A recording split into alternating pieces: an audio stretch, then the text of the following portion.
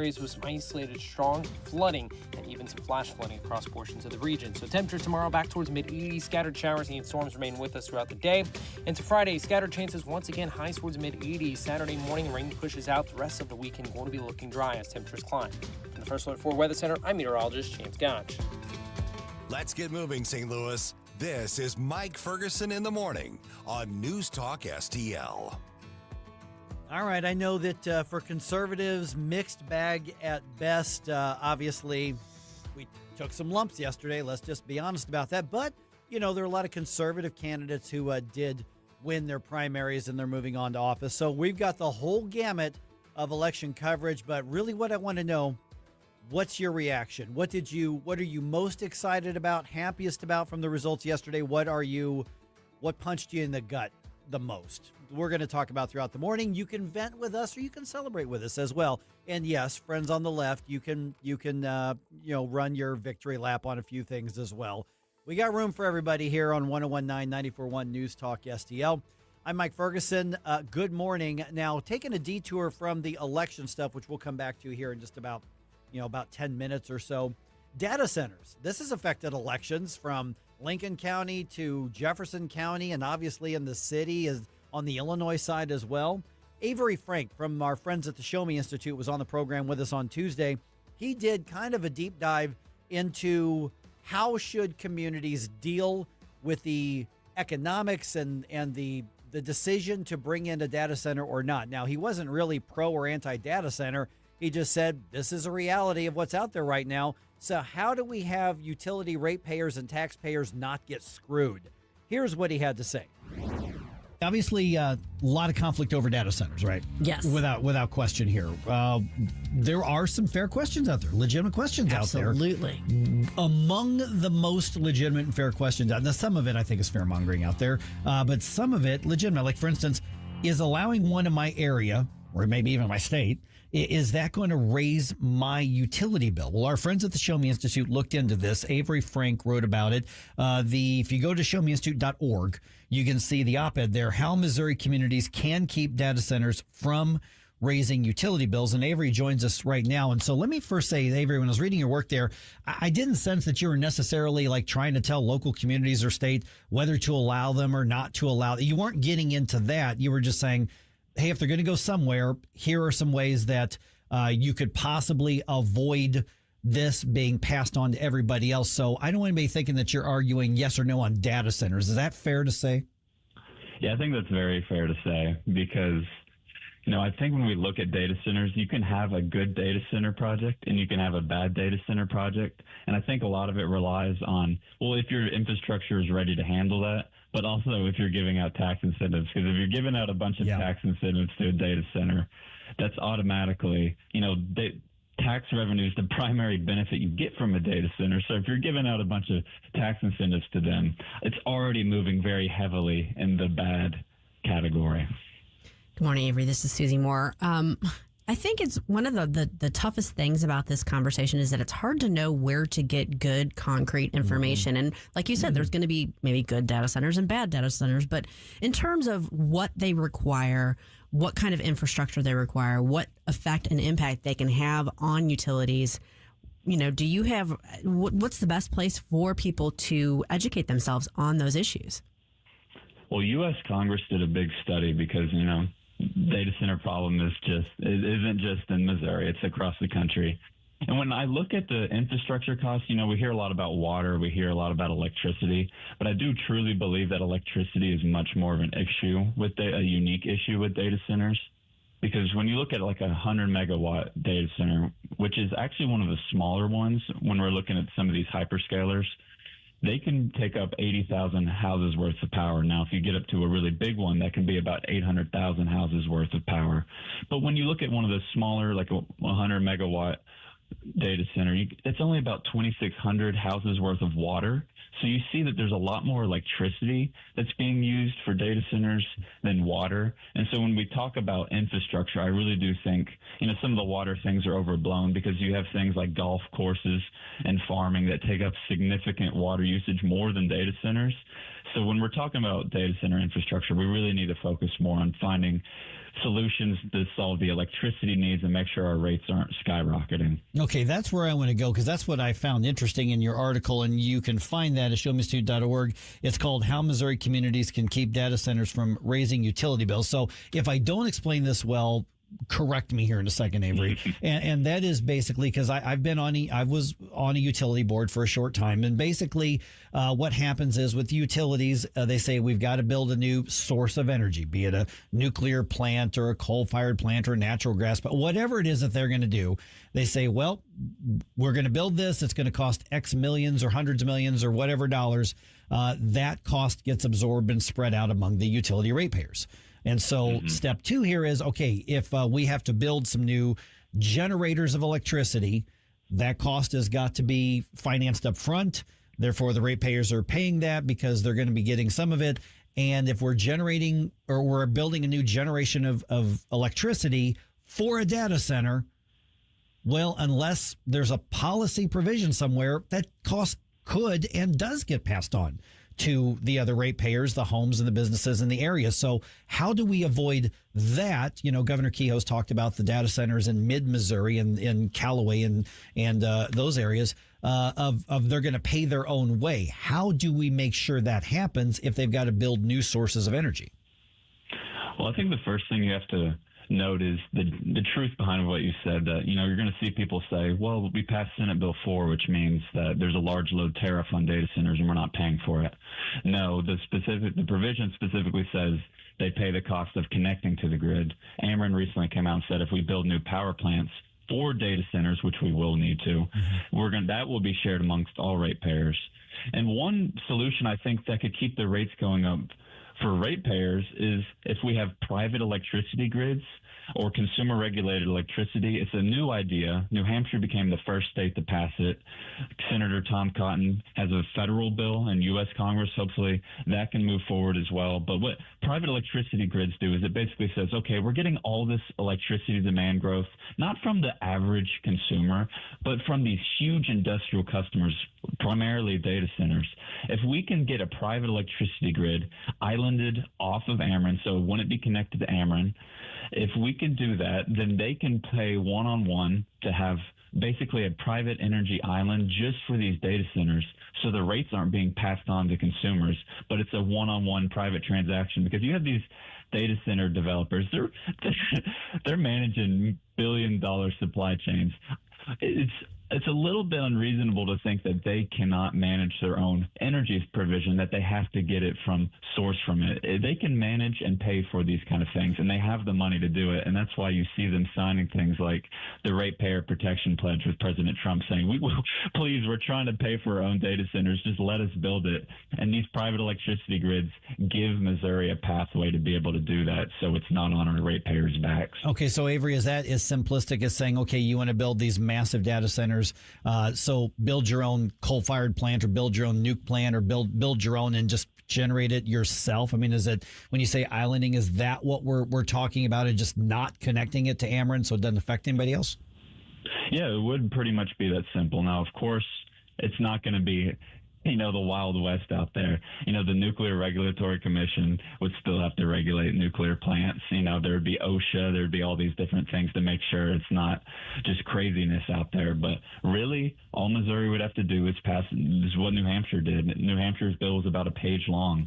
All you have to do is pass a provision saying that if you're not connected to the main grid, then the Missouri Public Service Commission would not have the right to regulate a private electricity grid like they do a public utility. And I know that's a little bit complex, but basically, if you island it and you give the allowance to do that, I think we could see some new power plants coming up more quickly. I think we could see more innovation in the energy space, and it wouldn't be on the ratepayers. It would be a private investment instead of a public investment. You alluded to this earlier. You spoke to this earlier, the fact that some of the communities are trying to give these data centers, the developers, tax breaks to invite them into the community, which seems, I mean, we could get into the philosophy of this concept to begin with, but it just seems backwards because it seems like, one of the big arguments in favor of them is that this is going to create jobs, it's going to bring revenue, this is good for the community. But if the community's having to empty its pockets to get them there, how is it good for the community? Yeah, they don't have that many jobs. Right. Yeah, I think you put it exactly right. Data centers don't bring a lot of permanent jobs. They don't bring accompanying development, and they certainly don't bring any tourists to them.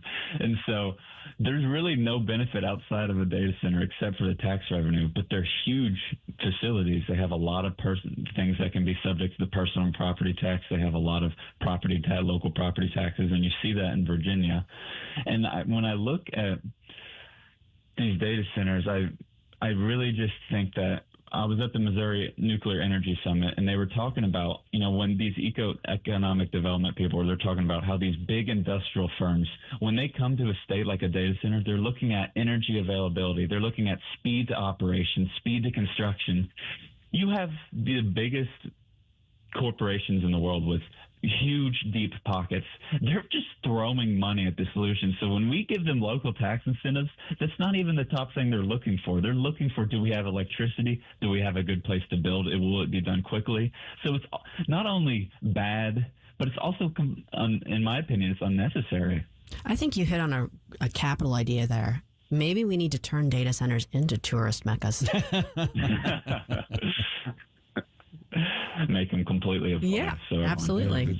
So gift shop, Disney data center, gift shop with T-shirts and stuffed animals, that kind of thing. All right, we're visiting with Avery Frank from the Show Me Institute. Okay, so last minute or so, we've got Avery here. Okay, so is this a matter that the feds would be overseeing this, or is there something that the states need to do? You referenced the one bill that New Hampshire did, so obviously there's some options for the state.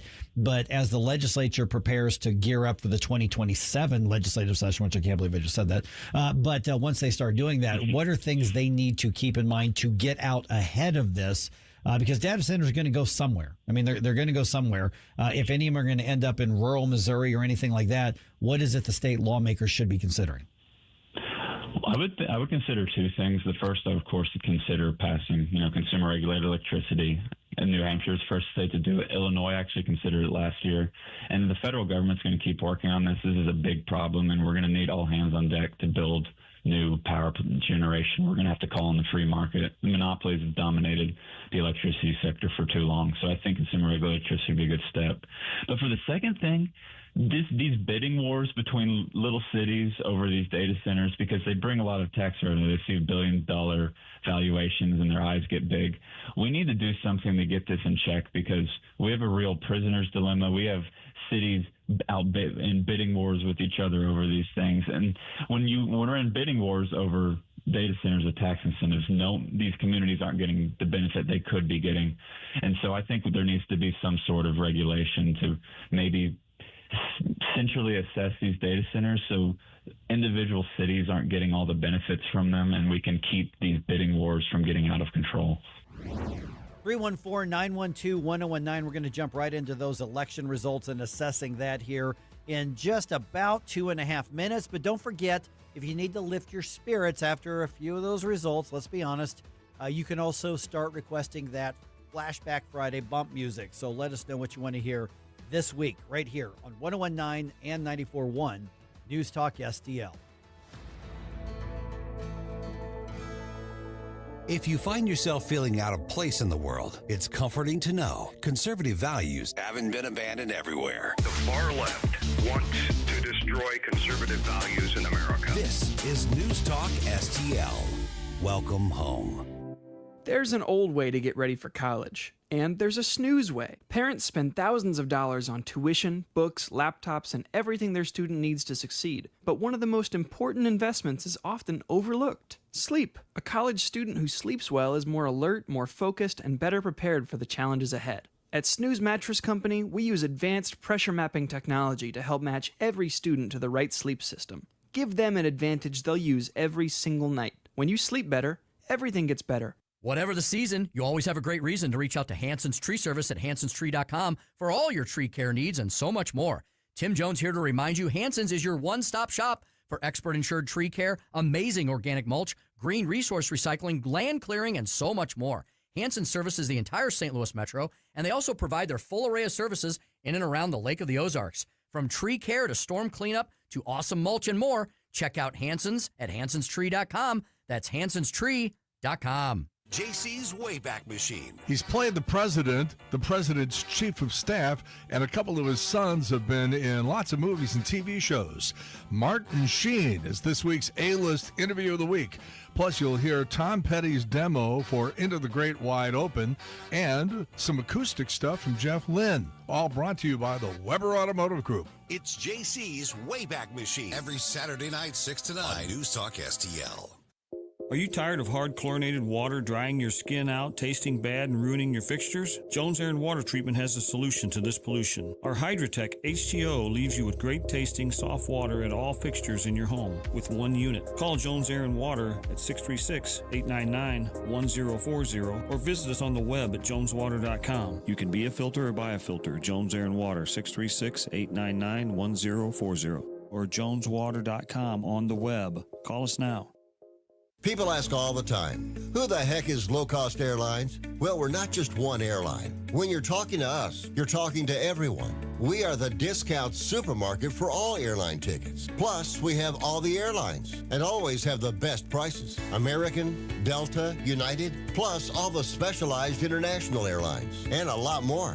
And we make it easy. We guarantee you'll talk to a live human in 60 seconds. You can have the rate you need and have your trip booked in 5 minutes. Now, how cool is that? And remember, when you're talking to us, it's like talking to every single airline available with one fast phone call. All you need to do is call and find the best prices to fly wherever it is you want to go.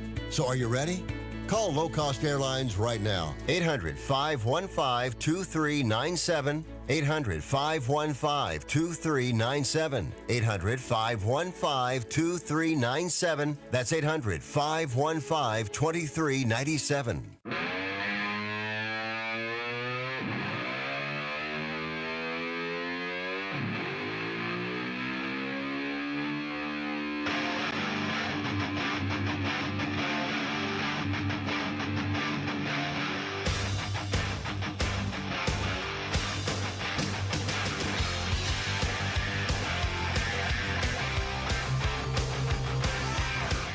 Get up, St. Louis. It's Mike Ferguson in the morning.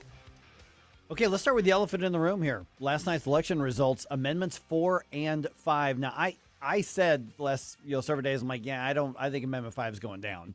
I was just hoping it wouldn't go down by enough to pull down Amendment 4. Holy crap, I wasn't even in the ballpark of right. I was right about Amendment 5 losing, and I kind of felt Amendment 4.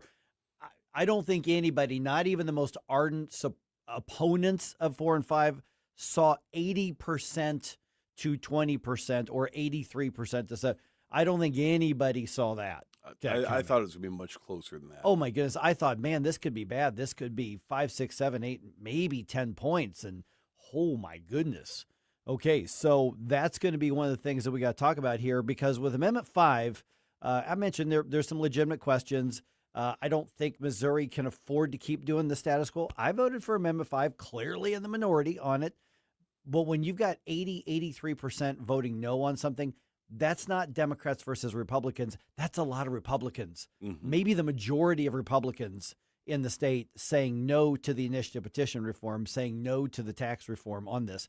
Now, we're going to dissect what went wrong. I think it's pretty clear with Amendment 5 what went wrong. Yeah. This was the Republican version of you have to pass the bill to find out what's in it. And the fact of the matter is that there wasn't a clearly laid out plan, but the reality is that the Constitution of the state is not where you're supposed to have that. That's supposed to be in statute. So policy wise, yeah, it was a wonky right approach. But when you lose 80% to 20%, in order to be intellectually honest, I don't think you can just say, well, geez, our messaging was a little off. Those special interests just misled people. When 4 out of 5 people say no, I have to believe they knew what they were saying no to and said no. Yeah. This isn't a matter of, listen, I'm very, very disappointed that Amendment 4 lost. This was a true conservative, honestly, very modest reform proposal. The other side lied and lied and lied. But when 4 out of 5 people say no, I disagree. But you have to respect that 4 out of 5 people said no in the state of Missouri to this. Yeah. Across the board. I don't like it. Amendment 4, I think, was a very needed thing. And here's the thing. Conservatives are the majority of Republican voters in Missouri. That doesn't mean that Missouri is not as conservative as we think it is, or we want to tell ourselves that it is. But the fact of the matter is there were a lot of conservatives who voted against a conservative reform and a lot of conservatives who voted against a pro-life measure. Mm-hmm. 4 out of 5, sure, some people are going to be tricked, but the reality is that Planned Parenthood's giddy right now. The labor unions are giddy right now. They won, and they won big. This wasn't a matter of, well, their campaign strategy was better. It was, just from a victory perspective. It's not a matter of, well, they just weren't telling the truth. On Amendment 4, they weren't telling the truth. But this is a matter of 4 out of 5 voters said no. So it wasn't just the messaging, it was the product.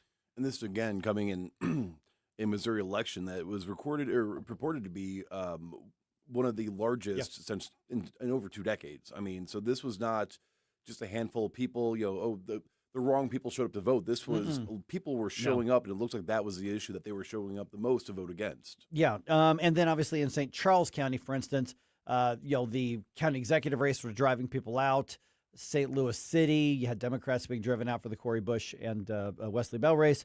But when you look at Amendments 4 and 5, listen, I will defend my vote for Amendment 4 to the end of the day. I think I'm right. I think that the majority, I think it's unfortunate, but I'm not going to sit there and say 4 out of 5 of you were tricked. 80% of you were tricked. You weren't tricked. You said no. You disagreed, and there were more of you than there were of me. Therefore, you won. It's really that simple. But you have to also, right now, I'm very worried about Amendment 3 in November. If Amendment 4 goes down 80-some%, around 80% to 20%, Amendment 3 starts off way behind the line of scrimmage. We don't start off first and 10. Okay, we're starting off first in about 30. Mm-hmm. Okay, so we've got a lot of work to do if we want to save lives. Amendment 4 would have been a tremendous step in the right direction from a pro-life perspective, and a lot of conservatives said no to that. And you know what? When 80% say no, you can wag your finger and say 4 out of 5 of you were wrong, or you can look and say we put something on the ballot that they didn't like. Yeah, that was less popular than we anticipated it would be. Yeah, well, not even less popular, unpopular. Yes. Unpopular. And Amendment 5, I get it. I understand why it went down. It wasn't perfect, but some of the questions, and I said it, even though I said, hey, I'm voting for the thing, but I get some of the questions are legitimate. I think it would have driven the state in a direction that was better than what we have right now. So now we ask the question, okay, do these massive beyond landslide defeats of these key measures that the Republicans were pushing, does that make the Republicans less bold in 2027 when they go into legislative session? I mean, when they go and say, we got to talk about initiative petition reform, well, conservative grassroots voters have been demanding that for years, and we got mad at them for not putting something on the ballot. They put it on the ballot, and 80% of the people said no. Mm-hmm. So if you're a Republican, is that the battle you pick for your political capital in 2027? Probably not. Republicans, the conservatives, there are an increasing number of moderates, but overall still conservatives drive the ship. They want tax cuts. They want tax relief. Does that become harder to sell in 2027 when you say we got to cut taxes, and the other side and some Republicans go, we just tried that. 80% of the people said no. So it's going to be an interesting repercussions for the next year or two on this.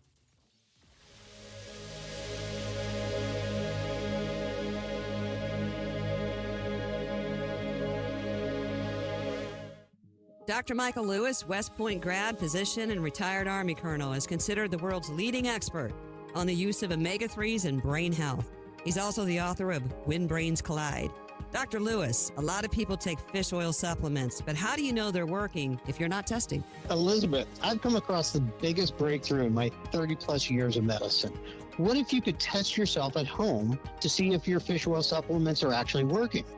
And then have the right product, a combination of fish oil and olive oil, a perfect Mediterranean diet in a bottle delivered right to your doorstep.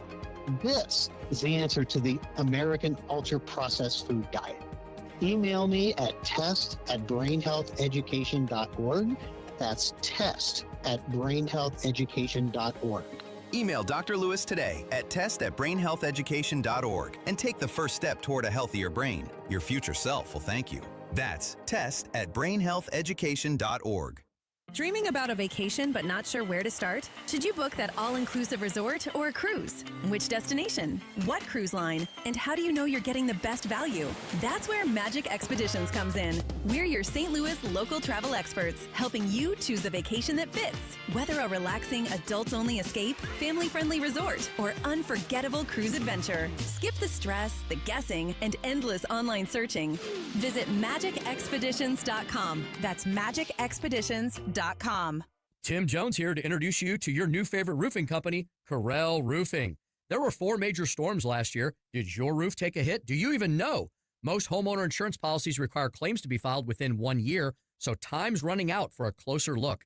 At Corel Roofing Company, you get a local roofing specialist who will advocate for you every step of the way. Give yourself peace of mind. Schedule your roof inspection today with Corel Roofing at CorelRoofingCo.com. That's CorelRoofingCo.com.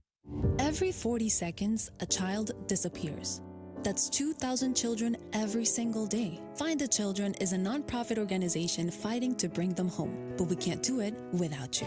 Your unwanted car, running or not, can help find missing kids, reunite families, and support the search and rescue efforts that protect children every day. We'll pick it up fast and free with a 24-hour response, and your donation may qualify for a tax deduction. Find the Children provides crucial resources to help locate missing children and educational programs that teach kids how to recognize and avoid predators before it's too late. Together, we can give families hope and bring children home where they belong. Donate your car today and help bring a child home. Find the Children, because every child deserves to come home. 800-757-1340. 800-757-1340. That's 800-757-1340. This advertisement was paid for in partnership with Cars R Us and Find the Children. KLGY HD3 Clayton, K270BW Bellefonte, KNBS Bowling Green. This is News Talk STL at 1019, 94.1, and always streaming at NewsTalkSTL.com. News this hour from Town Hall. I'm Rich Thomason. It seems the polls, the pundits, and much of the media missed the mark. They had predicted a big win for leftist Abdul El-Sayed in Michigan's Democratic U.S. Senate primary. Instead, he leads establishment candidate Congresswoman Haley Stevens by less than 2 points in a razor-close contest. Mike Rogers, the Republican nominee for U.S. Senate in Michigan. Elsewhere, former Salem talker Chris DeGaulle has won the Republican congressional primary in Missouri's solidly blue 6th congressional district. And President Trump says it's clear the Democrat Party is in disarray. They've got a party. It's a mess. I think it's a mess. I think they should form another party, the Communists of America Party. Mr. Trump says a deal on the Strait of Hormuz could come as early as today or perhaps tomorrow. A lot of progress has been made. And they called me and they said, please, let's talk. They want to talk. The funny thing is they never mention that. They always say, we're not talking. A man who was arrested at the president's L.A. area golf course has pleaded not guilty to all charges. The Los Angeles County Sheriff's Department says 38-year-old Janine John Taylor was taking photos and video and had a 16-round magazine with ammunition in his pocket. Authorities recovered a loaded pistol in his car. Taylor was arrested Sunday after appearing to monitor security preparations at Trump National Golf Course, 2 days before the president's fundraiser there. Investigators searched Taylor's home in Downey, California, and found several firearms, magazines and ammunition, body armor, and a notebook that contains what authorities describe as concerning statements. I'm Mike Hempen. The latest Russian missile attack on Ukraine's left at least 17 people dead. On Wall Street, Dow futures up 195 points. The NASDAQ futures down 18 points. More on these stories at townhall.com.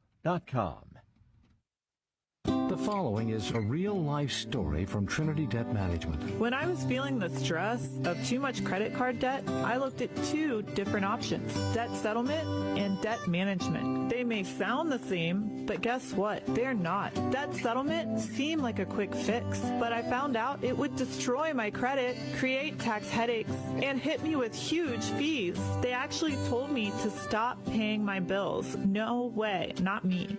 Then I turned to a debt management plan developed by the team at Trinity. They worked with my creditors, lowered my payments, reduced my interest, saved me thousands, and paid off my debt. And Trinity is a Christian company, which is important to me. If credit card debt has you down, call Trinity at 1-800-990-6976. My name is Heather. Please forget debt settlement and remember Trinity Debt Management. 1-800-990-6976. From the News Talk STL Weather Center. I'm meteorologist Sham Scotch with your first alert forecast. We're going to be tracking temperatures close to that 90-degree mark this afternoon. The main story, though, is going to be overnight showers and storms lasting through Thursday morning, looking at a flood watch from 10 p.m. tonight till 10 a.m. tomorrow morning, as we could see some areas with some isolated strong flooding and even some flash flooding across portions of the region. So temperatures tomorrow back towards mid-80s. Scattered showers and storms remain with us throughout the day. Into Friday, scattered chances once again highs towards mid-80s. Saturday morning, rain pushes out. The rest of the weekend going to be looking dry as temperatures climb. From the First Alert 4 Weather Center, I'm meteorologist James Gotch. This hour of News Talk STL brought to you by Chris Cooper and Serenity Wealth Management. Business owners, download your free playbook for financial clarity at SerenityWealthBiz.com. That's SerenityWealthBiz.com. Is diabetes keeping you from enjoying life's special moments? At U.S. Med, we understand the challenges you face, and we're here to help. With U.S. Med, I can finally manage my diabetes without it managing me. U.S. Med offers a wide range of services to simplify your diabetes care. Personalized care plans, convenient access to cutting-edge diabetes tech, and knowledgeable support. Plus, we'll check your insurance so your diabetes care may be covered at little or no cost to you. With U.S. Med, I feel confident and control of my diabetes. I can finally live my life to the fullest. Don't let diabetes hold you back. Choose U.S. Med and experience better birthdays, better adventures, better anniversaries, and better everything. Call now. U.S. Med. Better service, better care. 800-515-2380. 800-515-2380. 800-515-2380. That's 800-515-2380. On the next, Larry Connors USA. The story behind the story. 60 Minutes legend Andy Rooney said only two kinds of people are in the world, A and B. Larry Connors USA. Now, weeknights 6 until 8 on News Talk STL. Mike Ferguson. Boo! Relax, nerd. Susie Moore. And that would be a good time to respond with some applause. Get up! Can't you hear the alarm? Get up, St. Louis. That's a banana republic without the banana. Mike Ferguson in the morning on News Talk STL. All right, let's start with the biggest news of the election night. Pick up where we left off a second ago because we were getting some phone calls and a lot of comments on this right here. Missouri voters didn't just defeat Amendments 4 and 5; they crushed them. There was a hell no. I don't know if I remember an 80-20 split on anything statewide.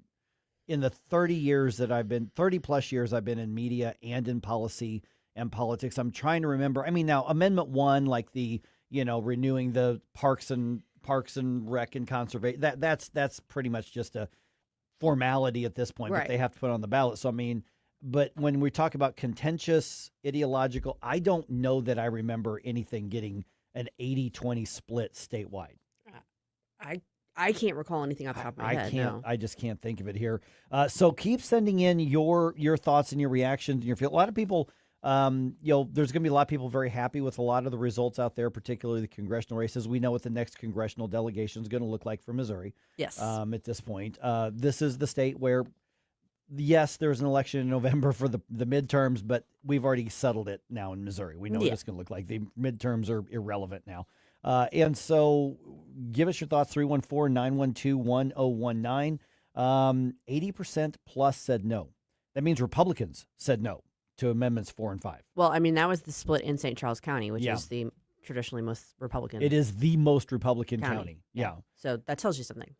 Yeah. I mean, and in a lot of cases, incumbents were returned, so status quo was maintained across the board. I mean, for instance, we're going to talk to Steve Ehlmann in a little while. He is going to be remaining on the job as county executive. There were no upsets in the congressional races, Democrat or Republican, in Missouri. When you've got St. Louis County, you've got, obviously there's going to be new leadership because Sam Page is stepping down before he could have been defeated, because I think Sam Page would have been defeated by a Democratic. Sure, I think so too. In the primary, Probably, I think he would have been. But I think I saw one incumbent state representative who lost in the metro area. I saw one. I happened to. Yeah. It wasn't even one of those key races on here.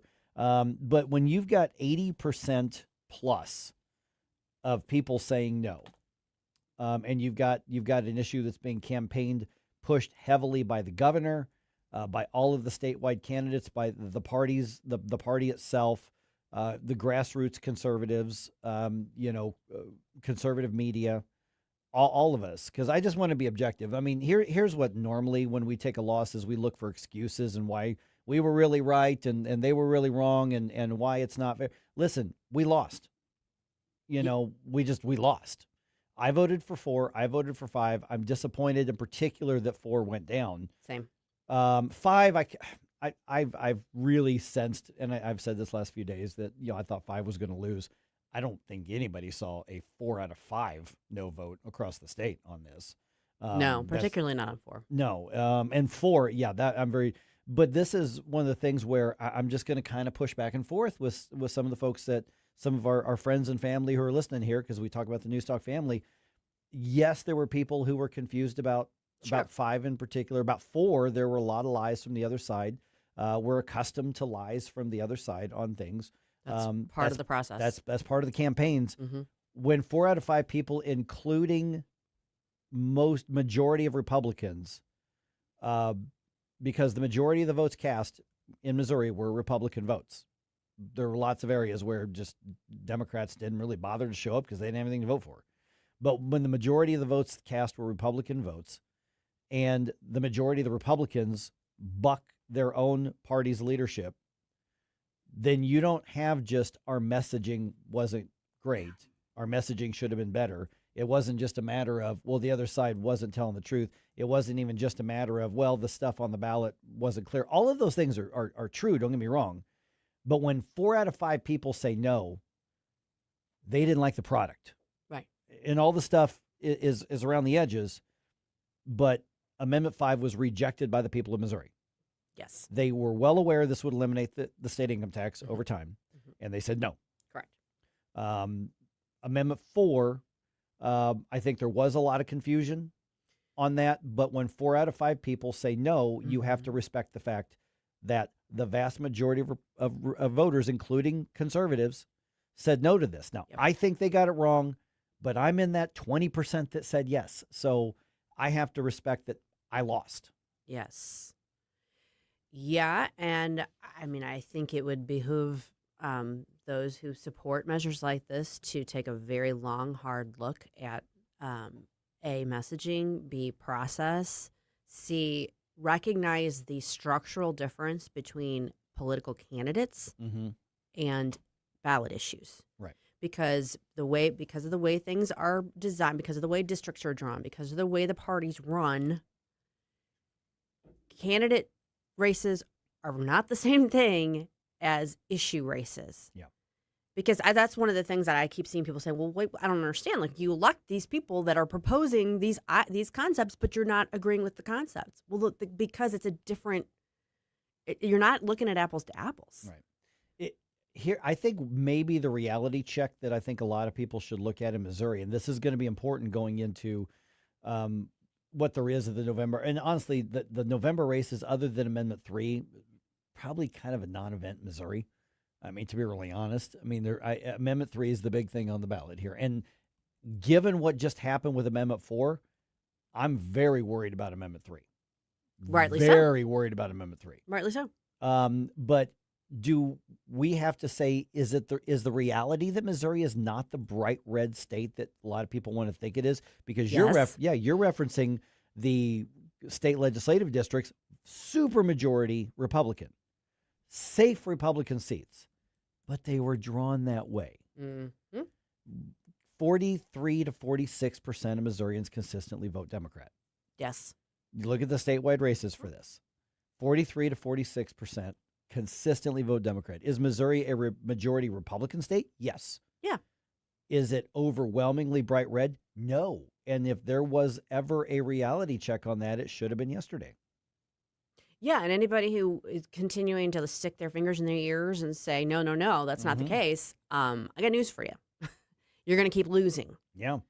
I think it's time for a very serious reckoning on the right, recognizing the difference between, again, like I said, between running candidates and issues, recognizing the fact that if you are talking about an issue that is going to structurally change things, you better have about a 3-word slogan that really drives the point home and does it well. Right. Or you're done. You're toast. Yeah. Yeah, this is, we've said it over and over again. It's an old trope that used to be kind of on the campaign side, on the other side of the cameras and microphones. There was a saying in the business that would say, if you're explaining, you're losing. Yes. Well, we've been trying to explain 4 and 5 for a long time. We've been losing for a long time. Yep. And again, I think Amendment 4 was about at the most modest reform you could have possibly put on there. This is one that I wasn't shocked that it lost, but I'm shocked at 4 out of 5. I also want to point something else out. I think this underscores the fact that there's a lot of distrust between the voting public and the leaders, the elected leaders. Yeah. They don't trust the people.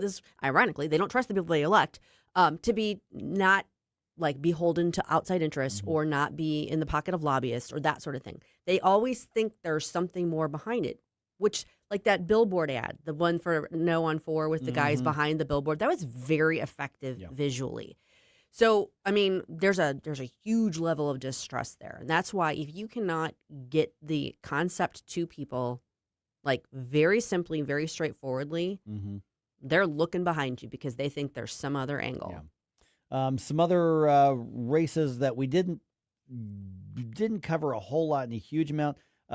Kurt Barr, overwhelmingly reelected director of elections. That wasn't even close. Nope. I thought he was going to win, but I didn't think it was going to be by that much.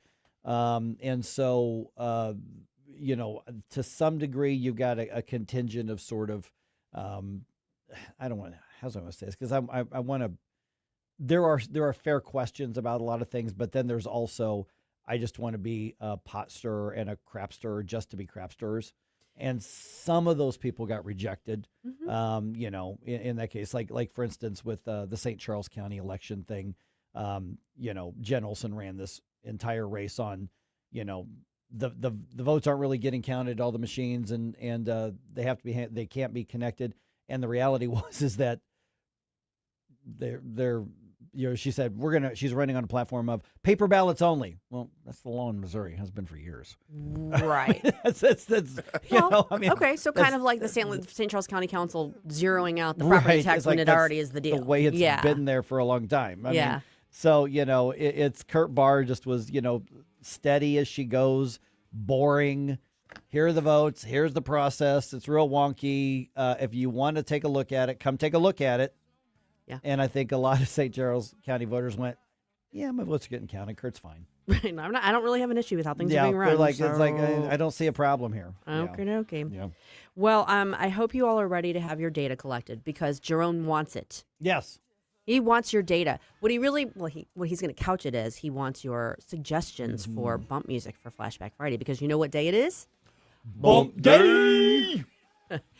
So Friday, we are going to be playing those bump music requests, and so you need to get those into Jerome at NewsTalkSTL.com.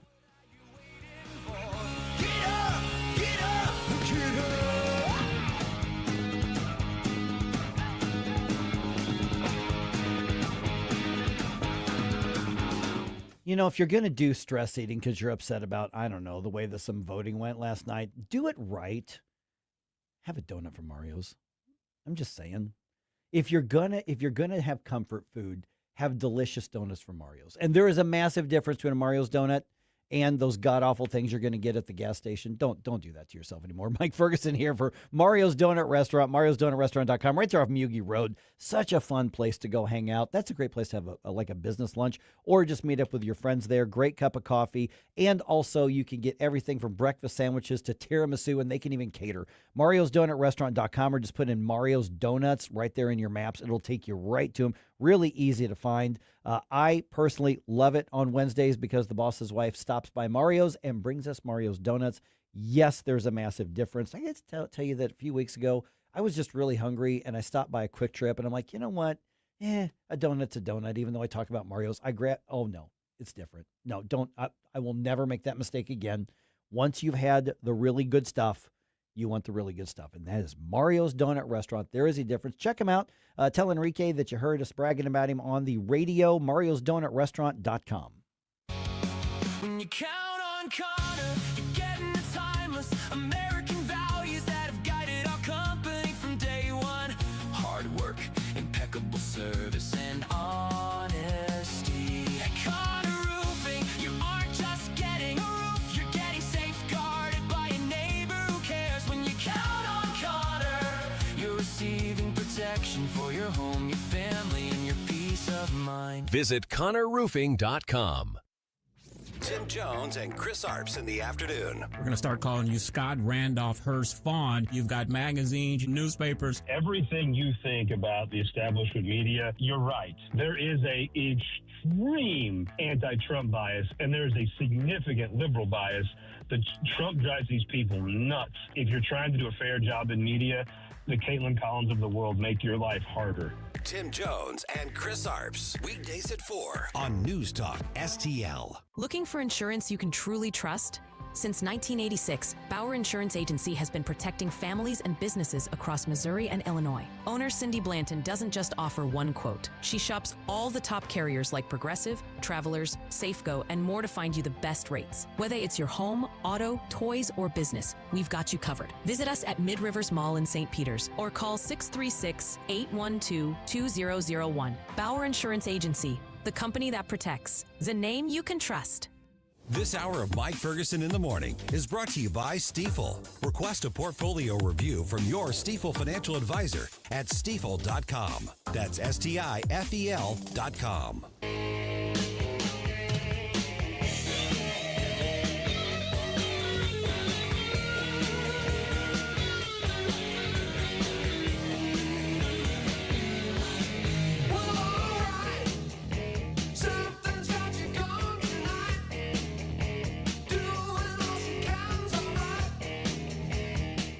Good morning, St. Louis. Hey, it's Vince from The Vince Show right here on News Talk STL every weeknight at 8. Right now, it's back to Mike Ferguson on 101.9 and 94.1 News Talk STL. All right, the number here to comment on your thoughts and feelings on any of the results here, 314-912-1019. St. Charles County, St. Louis County voters pick their county executive nominees, as do Jefferson County, which we've got some results from Jeffco here in just a moment. Also, send us your notes. Man, a lot of conversation. At least I'm looking at the Rumble chat box. I suspect Facebook is pretty busy too here as well, right? A little bit of gloating from our Democratic friends. Well, you know what? Here's the thing, though. If you're on the Democratic side, this is your day to gloat. I'm not even going to be mad at you. You won. I mean, you know what? You won. So spike the football. Have an extra drink. We're going to settle in what's coming up in November, but I don't blame them. I'm not even going to be mad at them. That's the way it goes. Congratulations. You will still be taxed on your income. That's right. Way to go. Congratulations. One person can change the Constitution in Missouri. Yeah. Congratulations. Way to go. Yep. Awesome. Way to go, guys. Big win. But we still make these decisions in America at the ballot box. Yes. And we do it in peaceful ways, and then we can snipe at each other on social media and on the radio, and then still go get a drink afterwards. America, that's right. Jefferson County, interesting results there. Susie, can you give me a rundown real quick of what happened in Jeffco? Yes. Now, these I think were printed out a little little while ago, but as of the time these were printed out, Yeah. right? Because a couple of these are close. Yeah. So for there's one race that's unbelievably for close. Jefferson County Clerk, Yeah. you've got Jacqueline Reibold with 33.71% and Brent Myers with 33.27%. Uh-huh. That is like whisper thin. There's 111 votes splitting them right now. Yeah, and that's not even the only super close race. But hang there. on. Yeah. There's also Steve Wyatt Earp, Uh-huh. who's at 33.02%. So he's only 114. Yeah. So you've got three candidates with 33. 33. Wow. Yeah, that's for the Jefferson County Clerk. Wow. Good luck sorting that one out. Man. So for the circuit clerk, you've got Mike Reuter with a pretty, what's the word I'm looking for? Solid lead, solid win, resounding. That's the word I was looking for. I haven't had my coffee yet. Sorry. 47.63%. He's got that one. Jefferson County Executive. This is kind of what we expected, and we're going to be talking with our friend Tim Whitney here coming up at 6:35. 8:35. 8:35. Yep. Well, see, like I said, I haven't had my coffee. He won resoundingly there, 65.7% of the vote for him. On the Democrat side, you had David Frank and Anthony Rubel like neck and neck, but I don't know that it's going to matter. Yeah, that's the executive race. That's the county executive race, so I don't think that's going to be. No. Tim Whitney's going to be the next executive for Jeffco. I think that's a safe bet. Because if you look at just even the number of votes between the Republicans versus the Democrats, many more Republicans voting. Oh, yeah, without a doubt. All right, so a lot going on in Jeffco. They're going to have new leadership. Steve Ehlmann is going to return as St. Charles County Executive. That's right. This one was not as close as I thought it was going to be. No. I mean, you definitely had a splitting of the vote situation going on. Yep. And you have the inertia of incumbency that does genuinely help, especially in a county that's doing fairly well. Yeah. So I think that's how you see that play out. So basically, Steve Ehlmann got just under half the vote overall. Mm-hmm. And then Bill Eigel got up just under a third. And then the rest, which was 19% for Jason Law, which for his first time running, that's actually more than what the polling was showing. Mm-hmm. You notice I don't talk a lot about the polling, especially on these hyper-local races here. So 48% for Steve Ehlmann. Steve Ehlmann's going to be with us at 7:05, by the way, so we're going to talk to him. So with that race, I think a lot of people really thought it was going to be closer. And I don't make on-air predictions a whole lot. I did say I thought Amendment 5 was going to lose. But in the race here, off the air, I think you guys can vouch for me. I said I think Steve Ehlmann's going to win that race. He did. And so I wasn't surprised, but I really thought Bill Eigel would have been closer. So was there just a difference in the perception of the campaigns, or was this a matter of Steve really resonated and Bill and Jason just didn't catch hold? What do you think happened there? I think I think it's a couple of factors. One of them is the fact that in terms of Republican voters, you have the more traditional establishment type, and then you have the ones who are ready for something new, something to shake things up. Well, those are split pretty evenly. But of the new ones, then you have a split between Bill and Jason. Yeah. And they have very different styles. Bill's probably got a little bit better name recognition. Jason's got the executive experience, that sort of thing. But I mean, like between the two of them, they're very different candidates, but they both represent a big change. And I do think that incumbency definitely works to the advantage of a candidate who is leading a jurisdiction that is thriving. Yeah. I mean, you can't look around. You can't really argue with success. You can poke holes. You can say how things could be better. Yep. You could say how you do things differently, but you can't say that St. Charles County hasn't been like a growing, thriving county. Yeah, because one of the things I found so interesting about these candidates, because you look at most places, not just around the state, but around the country, is that they're going to run on, here's how we're going to attract more people. Here's how we're going to grow. We want to, we want people moving here. We want people bringing their, and in St. Charles County, it was basically, wait. Yeah. Hold up. Yeah. All three of them were like, here's how I'm going to keep those people out of here. Here's how we're going to keep them on the other side of the river. No room at the inn. Go away. You can come to Cyberg's and buy your food. Get out after that. The main issue is whether you let them leave the apartments before or after you burn them down. Yeah, I mean, that is, it's like an embarrassment of riches, if you will, in terms of population. So, yeah, it is a little counterintuitive.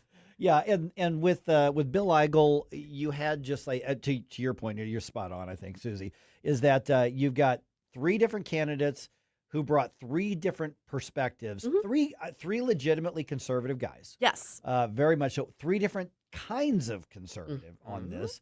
And with Bill Eigel, you had that bull in the china shop, which got him elected to the state legislature, which got him headlines throughout for years in the state legislature. And I think the bull in the china shop approach that got him all that statewide recognition when he was a lawmaker in Jefferson City maybe didn't work out as well for him locally when people are looking around, to your point, saying things are pretty good here right now. Right. Yeah. Yeah. Yeah. And I mean, it's not the same as at the national level. I mean, you can look at President Trump as the proverbial bull, the biggest bull in the China shop there ever was, but that's different. That's the presidency. You're talking about a whole country. This is a county. Yeah. And a county that is doing very well. And I think the Eigel campaign, I think, was modeled after the Trump campaign. And he was, understandably, without saying the words, he was like, I'm going to be the Trump of St. Charles County. And St. Charles County is Trump country. Don't get me wrong, but I think they're looking around going, we don't really want you slapping around the cities. We don't really actually need that here. Right. It's the other people that need that. Okay, the last couple minutes we've got St. Louis County.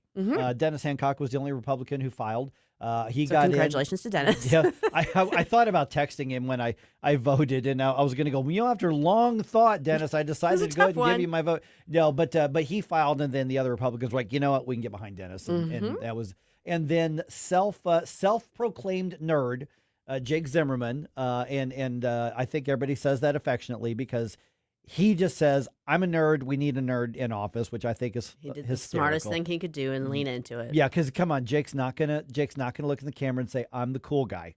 No. He's not gonna do, I'm the new Obama. It ain't gonna happen. But what was interesting in that race is the other 2 candidates split the vote. And I think some of the ads against Brian Williams in particular that tried to frame him as the Republican MAGA puppet. Which I is don't like think mind-blowing to me. I'm like, how does that work? Yeah, it wasn't true. It's but not even remotely true. It's not even close to true, but I think it was effective in that Democratic primary. Oh, I think so too. Without a doubt. So what you have now, though, I think is going to be interesting is that regardless of who wins this race, Jake Zimmerman or Dennis Hancock, and it's a blue county, I would think Jake Zimmerman is the advantage. favorite. Yeah. He is the favorite. I don't think this is impossible for Dennis Hancock. It's not. But here's the thing is that both of them are bringing to the table basically saying, can we just get back to just administration and governing? We just govern this county. Can we just govern? Instead of the food fights? Right. And so regardless of who wins, it's going to be better than the way it is now. You're right. I agree. So we will have Dennis Hancock's going to be on the show with us. What time we have Dennis coming up? 8:05. We're going to talk to him in about an hour and a half. Jake will have back on at some point as well. Jake is definitely on the left. Dennis is a conservative. So we've got 2 clear different perspectives.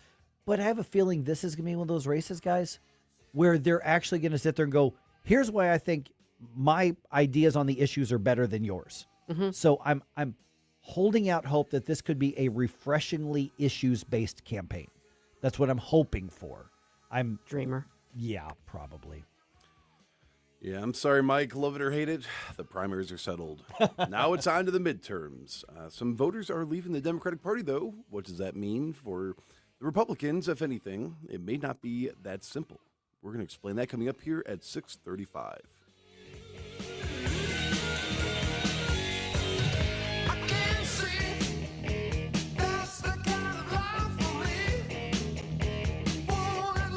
Mike Ferguson. This man is crazy. Susie Moore. The best is yet to come. On NewsTalk-STL. From the NewsTalk-STL Weather Center. I'm meteorologist Shane Scotch with your first alert forecast. We're going to be tracking temperatures close to that 90-degree mark this afternoon. The main story, though, is going to be overnight showers and storms lasting through Thursday morning, looking at a flood watch from 10 p.m. tonight until 10 a.m. tomorrow morning, as we could see some areas with some isolated strong flooding and even some flash flooding across portions of the region. So temperatures tomorrow back towards mid-80s. Scattered showers and storms remain with us throughout the day. Into Friday, scattered chances once again highs towards mid-80s. Saturday morning, rain pushes out. The rest of the weekend going to be looking dry as temperatures climb. From the First Alert 4 Weather Center, I'm meteorologist James Gotch. Let's get real. Here's the truth about eliminating Missouri's income tax. I'm here with State Representative Bishop Davidson. And Bishop, you've heard the complaints about the proposal. Here's your colleague, Representative Ashley Awney. Frankly, the only thing that this resolution does is increase sales taxes. So what does this do and what does it not do if we say yes? The first part of this constitutional amendment is a constitutional shall. It's a guarantee to the people in Missouri that if they vote for this, that their legislature will enact and shall enact legislation to eliminate income taxes using natural economic growth over time. That means when the economy grows, instead of it going back into the coffers of the state, it goes into the pockets of Missourians. The second part is a constitutional may. It allows the legislature to have a conversation around sales taxes, but only so that they can eliminate income taxes faster and reduce local tax rates like personal property tax and real property. Get the facts at afpmissouri.com. At Body of Health, we're a small but mighty family operation with big ambitions for your health. I'm Helene Tobler, and I'm jazzed about how our MRI-grade body composition analyzer is putting personalized health and wellness on steroids. It helps me and Dr. Tobler, that's my husband, refine the advice we give to help you feel better and live longer. Body of Health, trusted, discerning, affordable health care the way it ought to be. Learn more at bodyofhealth.com. That's bodyofhealth.com. The news and talk. As you know, the war with Iran is responsible for a big increase in gas prices. That matters to St. Louis. Congress has held multiple public hearings on UAP, which is a dramatic shift towards transparency. This is 101.9 and 94.1 News Talk STL.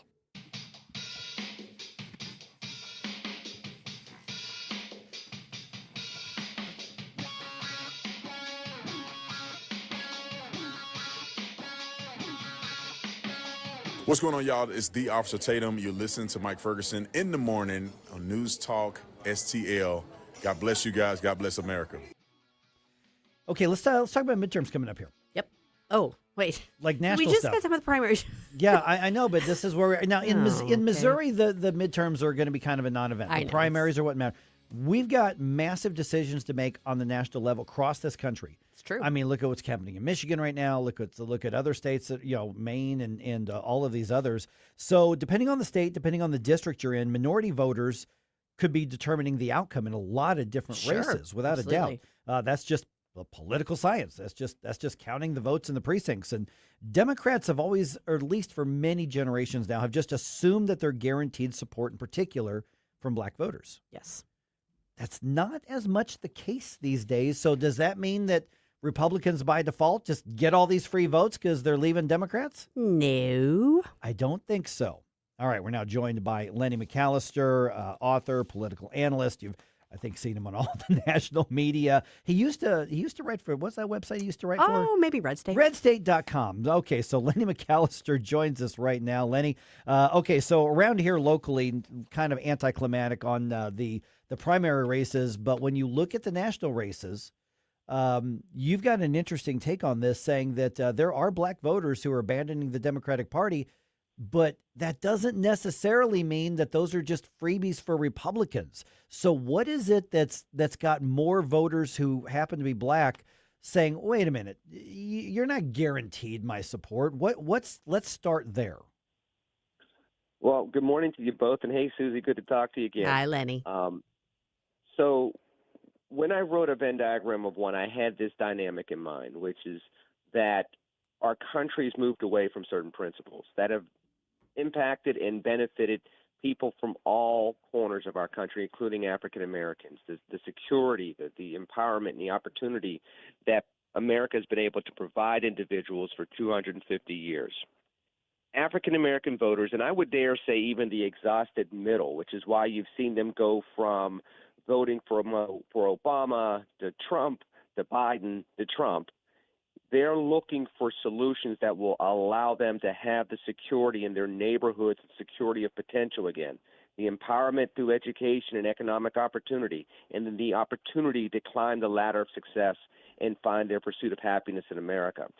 And it's not just black voters, but I would say that it is specifically black voters. They're finally looking at their voting patterns over the last 50 years and saying the results are wanting. We need to do something different. And I think that's the reason why you're seeing everything from the Tea Party movement in MAGA on one side to the DSA on the other side. People are looking for solutions. Now, the DSA is not a solution, but the common values that we've had for 250 years, if we get back to that, I think that people can find their way. And I do think that black voters are looking at the Republican Party in a different light because they're looking for those values once again. Lenny, what do you think are the key issues that are drawing people one direction or the other? And I think part of the issue is that the parties aren't so readily defined the way they used to be. They're in flux too. So that has a lot to do with whether people are choosing those labels or not. But what are the issues driving these changes in voting patterns? Susie, I think number one, again, you go back to the themes of the book. One of those themes is empowerment. They want their kids to be empowered with education. They want that education to lead something. They don't want to pay $125,000 for college for their kid to be serving coffee. They want their kids to be able to have an education that's going to empower them to have careers, empower them to be safe in their communities, empower them to be able to create a lifestyle for their children and their grandchildren. They're looking for politicians that can be leaders, Susie, and that's a difference. You know, there was a time in America where we had a stronger leadership class in amongst the people that made our public policy and drove our civic decisions. One of the things I talk about in the Venn diagram of one is that we've had those examples throughout our history, but we've also had pockets of time where those in power have moved away from those principles. Voters today, and I would even say even those that are not engaged in the electorate, Americans today, are desperately seeking leaders that gravitate back to those values so that they can find their way and we can re-find our traction once again. Because right now we don't have our footing and we seem to be flailing from a civic perspective. And once you do that from a civic perspective, your domestic policy is going to be askew and your international policy is going to be inconsistent. We are visiting with Lenny McAllister, and yes, we are going to tell you where you can find the book and get a preview of that here in just a couple of minutes. Okay, so you've referenced the parties a couple of times, and you've referenced leaders as like individual people a different time. What's jumping out to me, Lenny, is are we seeing less loyalty to the parties, to the tribes, to the brands, and more I'm willing to shop my vote around regardless of whether there's an R or a D behind their name? Absolutely, kind sir, and there's a reason why the biggest growing dynamic of American voters are those that claim to be independent voters. There's a reason why there's an upswell across the country of people asking, can we have open primaries? It's not because they want to sabotage the other team, if you will, in the primary process and give them a weaker candidate, even though we have seen those strategies in place previously. What it's about is people are not as loyal to the party brand anymore. And to Susie's earlier point, the party brand is not even loyal to what they used to be. Look at what a JFK Democrat used to be versus what a Democrat is today. You know, you look at some of the other examples regionally and nationally of what a Democrat used to be, what a Republican used to be, and then you look at what's coming out of those individuals' mouths, and you say, this doesn't match up for what I voted for even 10 years ago. For example, let's go to the Tea Party. A lot of us got involved nationally because of the Tea Party movement. The Tea Party movement started out with the national debt issue, 2008, 2009, 2010. When's the last time we have talked about the national debt on an ongoing basis? There's a dissatisfaction with the American people, with people in leadership positions not having a leadership mantra and not acting as leaders therefore. Amen. How much do you think is generational too? I mean, I feel like there's a lot of the old guard that is sort of either retiring or fading away, and we're seeing a lot of energy, obviously, with the youth, if you will.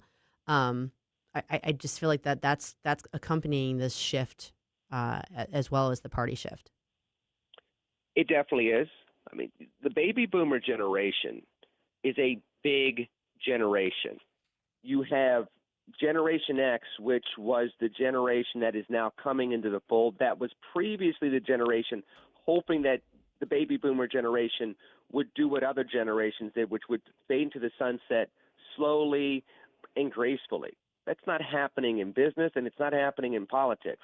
And as a result, you're starting to see this log jam.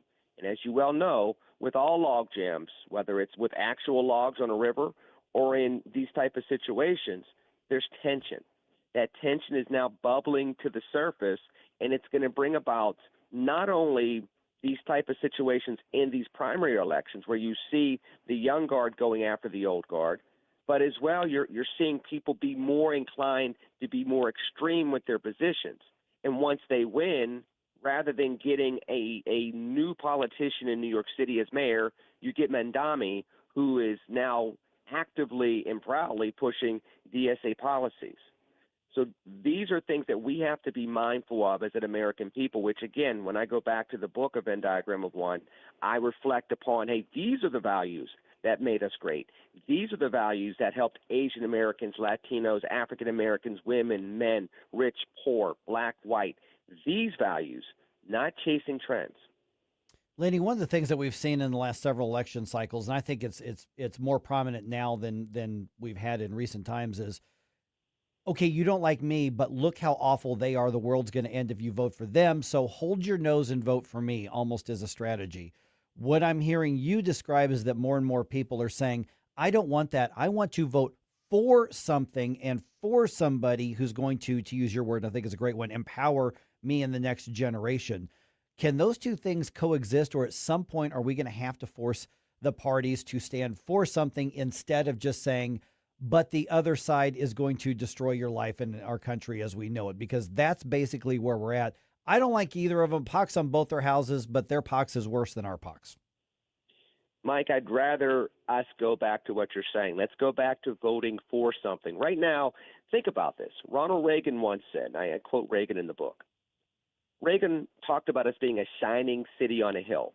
Right now, we're not talking about being a shining city nor being on a hill. We're talking about my valley is higher than your valley. Your valley is more flooded than my valley. Mm-hmm. Your valley is more swampy than my valley. But we're both in the valley. We have to get back to the work of climbing that hill. And that does take work. That takes gaining more and more perspective the higher you go, so that once you become that shining city on a hill once again, you can look down, you can have perspective, you can see how the land is a collection of people, not just people in different valleys fighting to see who's swampier than the other. At some point in time, it's going to take some personalities, some movements, but also an intentionality from America collectively to say, no, we were great because we aspired to be great. We weren't great because we pulled other people down into the gutter. Lenny, what do you feel like are the issues that are most going to motivate voters to move one way or the other, though? Is it I know school choice is a big one. That seems to be one that resonates. And again, that doesn't really necessarily involve party lines. I think the Republicans have wisely embraced that and championed it, but it's not exclusive to them. But what other issues do you think are drivers? I'm very much a big school choice person. I have been for 20 years. I think that is the way to empower kids across the country and allow us to have innovation run free in America at a different height than we've seen recently when it comes to our young people. But if you look at the economy, I think it's going to be about job creation, and it's going to be about recreating the ladder of success. I talk about this in the book. Right now it seems as though we don't have a ladder of success. We have a step stool. And a step stool only allows you to get a little higher, and it traps you subsequently to that at that level. America's always been about the ability to have second acts, to reinvent yourself. If you stub your toe, if you hit your head along the way, you find a way to make it better, find the life lessons, and then continue on that pursuit of happiness. That's why people have come to these shores from Western Europe in the 20th century and before the beginning of the 20th century, and even today, people coming here legally. There's a reason why they do that, because they know America is a country of second acts. People want to be able to see the second act, Susie. Right now, they don't believe they can do that. So they feel as though if I don't have a good job, if I can't make ends meet, the American dream is dead. That's a dangerous, dangerous place for our young people to be. We have to see this election and policies moving forward, move young people back into the belief that the American dream is something special. All right, where do we find the Venn diagram of one? And give me the Cliff's Notes 30-second version of what is it that we're going to get from that book? What do you want the reader to take from the book? Well, they can go find a Venn diagram of one, an American story. Anywhere books are sold, you can buy it as an ebook. You can buy it as an audiobook. You can buy it as a hardcover, Barnes & Noble, Amazon, elsewhere. It's distributed by Simon & Schuster. What they'll learn is through my life story and the other examples of Americans throughout our history, I will remind people that second acts are possible and available in America, through my dad overcoming a near-fatal shooting to my wife overcoming domestic violence. There are examples in our everyday lives that America can be great if we gravitate to certain values and use those to make our lives better each and every day. All right, Lenny McAllister, thanks so much. We'll talk to you again soon, I hope. Thank you both. God bless. Thanks, Lenny. Great to talk to you. All right, guys, elections are supposed to be about us, the people. So let us know how you're feeling about the results. Call for more audience feedback. I'm doing the Joe Biden. I'm reading Mike's cue here, and I just read the parenthetical. We are calling for your feedback, audience. Let us know how you feel about the elections.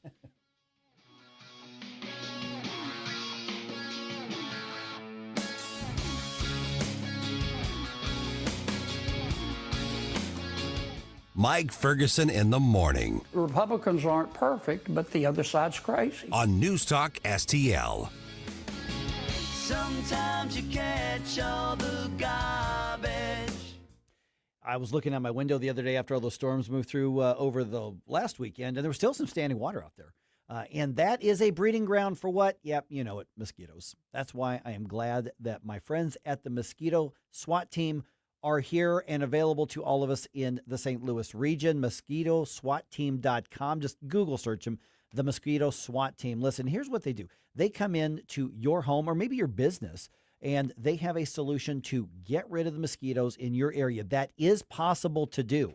You know, I know that some cities drive through and kick out whatever chemical cloud that they do in yours, and I'm sure that helps a little bit thin it out, but it doesn't get rid of them the way that the Mosquito SWAT Team can do.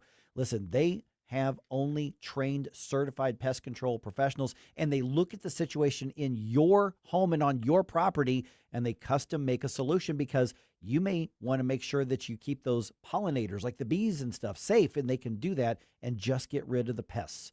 The Mosquito SWAT Team. Look them up. This is unique. This is probably something you haven't heard of before. Find out what they can do for you. Give them a call, send them an email, and find out what they can do for you to keep your family not just more comfortable, but safer. I mean, come on. You don't want friends to come over for a cookout and then you end up the main course at your own barbecue. The MosquitoSWATteam.com. Check them out. News Talk STL. First thing in the morning and pretty much all day. Live and local. 101.9 and 94.1. News Talk STL. Scott, can you believe it's already been more than a decade since the Queen of Carpets sold flooring to St. Louis area contractors? I know, but I don't have to be a king to offer contractors today's lowest prices. Yes, contractors owe it to their customers and themselves to shop at Best Buy Flooring for the largest in-stock selection of carpet, carpet tile, sheet vinyl, laminate, hardwood, luxury vinyl plank, and luxury vinyl tile. Plus 3 convenient locations, North County, South County, and Metro East. Open 7 days a week. Best flooring, best selection, Best Buy. Best Buy Flooring. 1949, the last time a Republican held the top post in St. Louis City. A gallon of milk was 84 cents and streetcars ran down Grand Avenue. Unfortunately, St. Louis City streets are no longer the epicenter of family and business life. In the 80 years of Democrat control, our city has been on a steady decline. Hello, Kirk Ilsinger, chairman of the Republican Party for the city of St. Louis, and we believe it is our duty to provide a different path forward. I invite you to our meetings the first Thursday of every month. Learn more at stl-gop.com. Paid for by St. Louis City Republican PAC. Curtis Farber, Treasurer. Stop before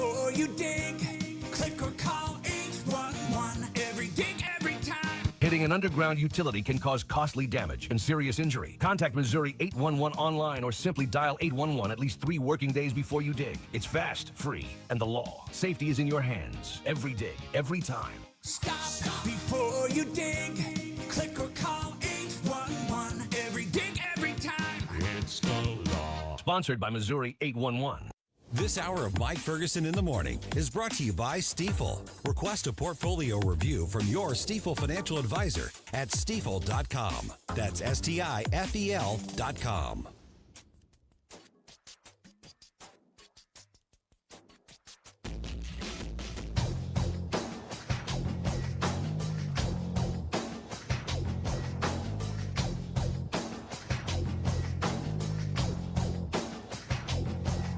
Hey, this is Carl Higbee, host of Frontline on Newsmax TV, and you're listening to Mike Ferguson in the Morning on News Talk STL.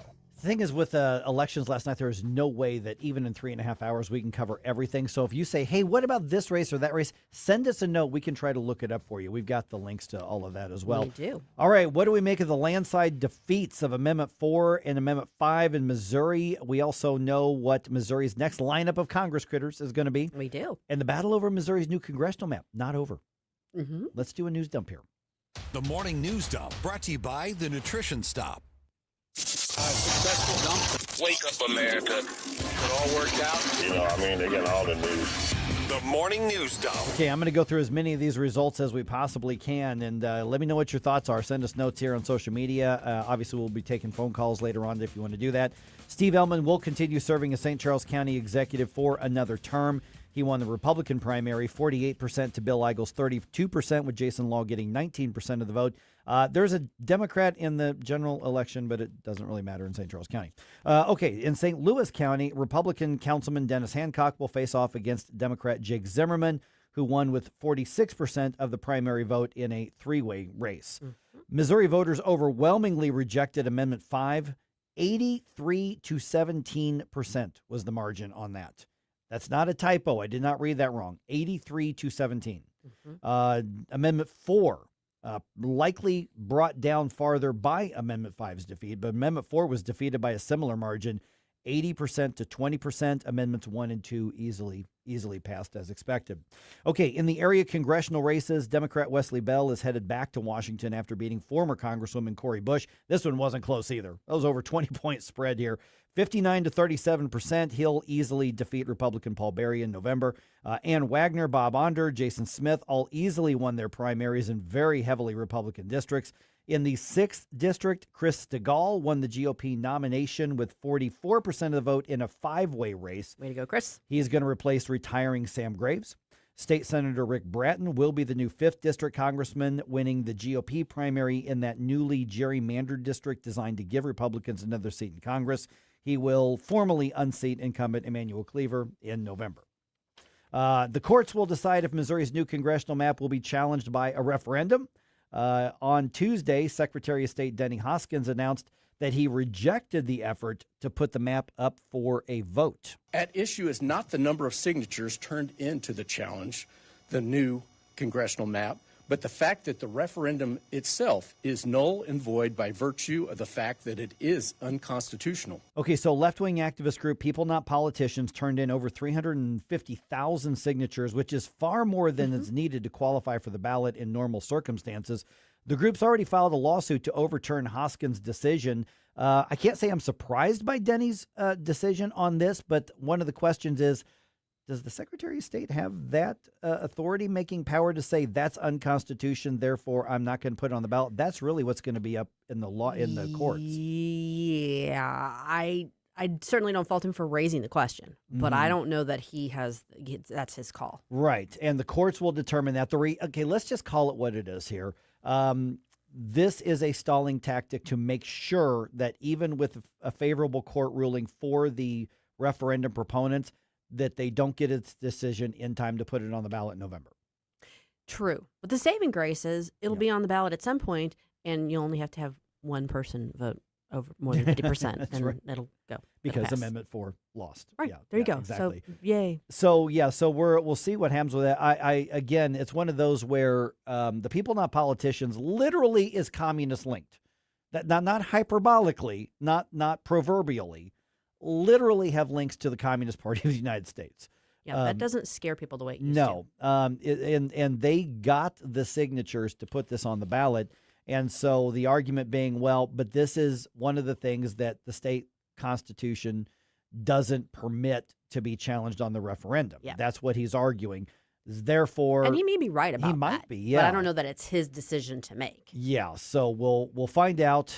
This will work its way up through the process. I don't even know if this will work its way up fast because the time frames are passed for something likely to be put on the ballot in November. Yeah, I don't think there's going to be that urgency because I No. don't think there's any way it can be addressed, fixed, and be finalized before November anyway. Right. Yeah, exactly. Okay, St. Louis County voters reject the sales tax increase again. Prop U would have added a sales tax to online purchases. It failed 65 to 35% margin. Thank you, voters. Irritated with some of my friends on this because voters said no to this recently and they put it back on the ballot. People don't like sales taxes. Yep. There's a reference right there to Amendment 5. Mm-hmm. Berkeley and Hillsdale voters also rejecting Prop U online sales tax proposals.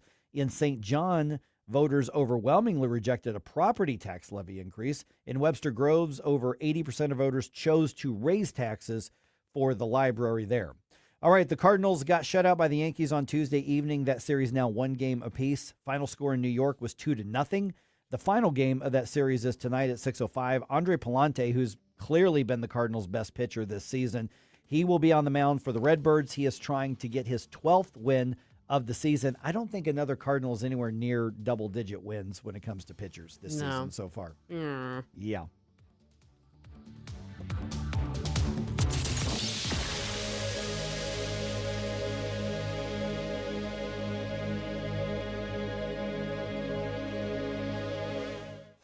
Hey everyone, this is Jesse from Reach Reproductive Health, and I need you to mark your calendar because on October 22nd, it's going to be a big night in St. Louis. It's going to be our second annual Reach Gala, and it's happening at the factory. Incredible live music, powerful speakers, a night to celebrate life, and to support the Reach mission. Stay tuned to find out who's taking the stage. I promise you won't want to miss it. Registration is open right now at outreachforlife.org/gala. Dozens of out-of-state law firms are crashing into St. Louis trying to get your business. My advice, rely on a hometown firm. Under Law has been here for years. There are lawyers raising their families right alongside yours. And when you're injured by someone's careless actions, you are entitled to full compensation. You want lawyers who will not bend to big insurance, but will stand defiantly protecting you. Under Law, O-N-D-E-R, underlaw.com. Under wins. A Disney cruise is no ordinary vacation. It's an adventure, a fairy tale, a dream. Step aboard and discover where favorite Disney characters meet fun for the whole family, where total rest and relaxation meet the ultimate escape and excitement, where a dream vacation meets a magical cruise. Only on Disney Cruise Line, where magic meets the sea.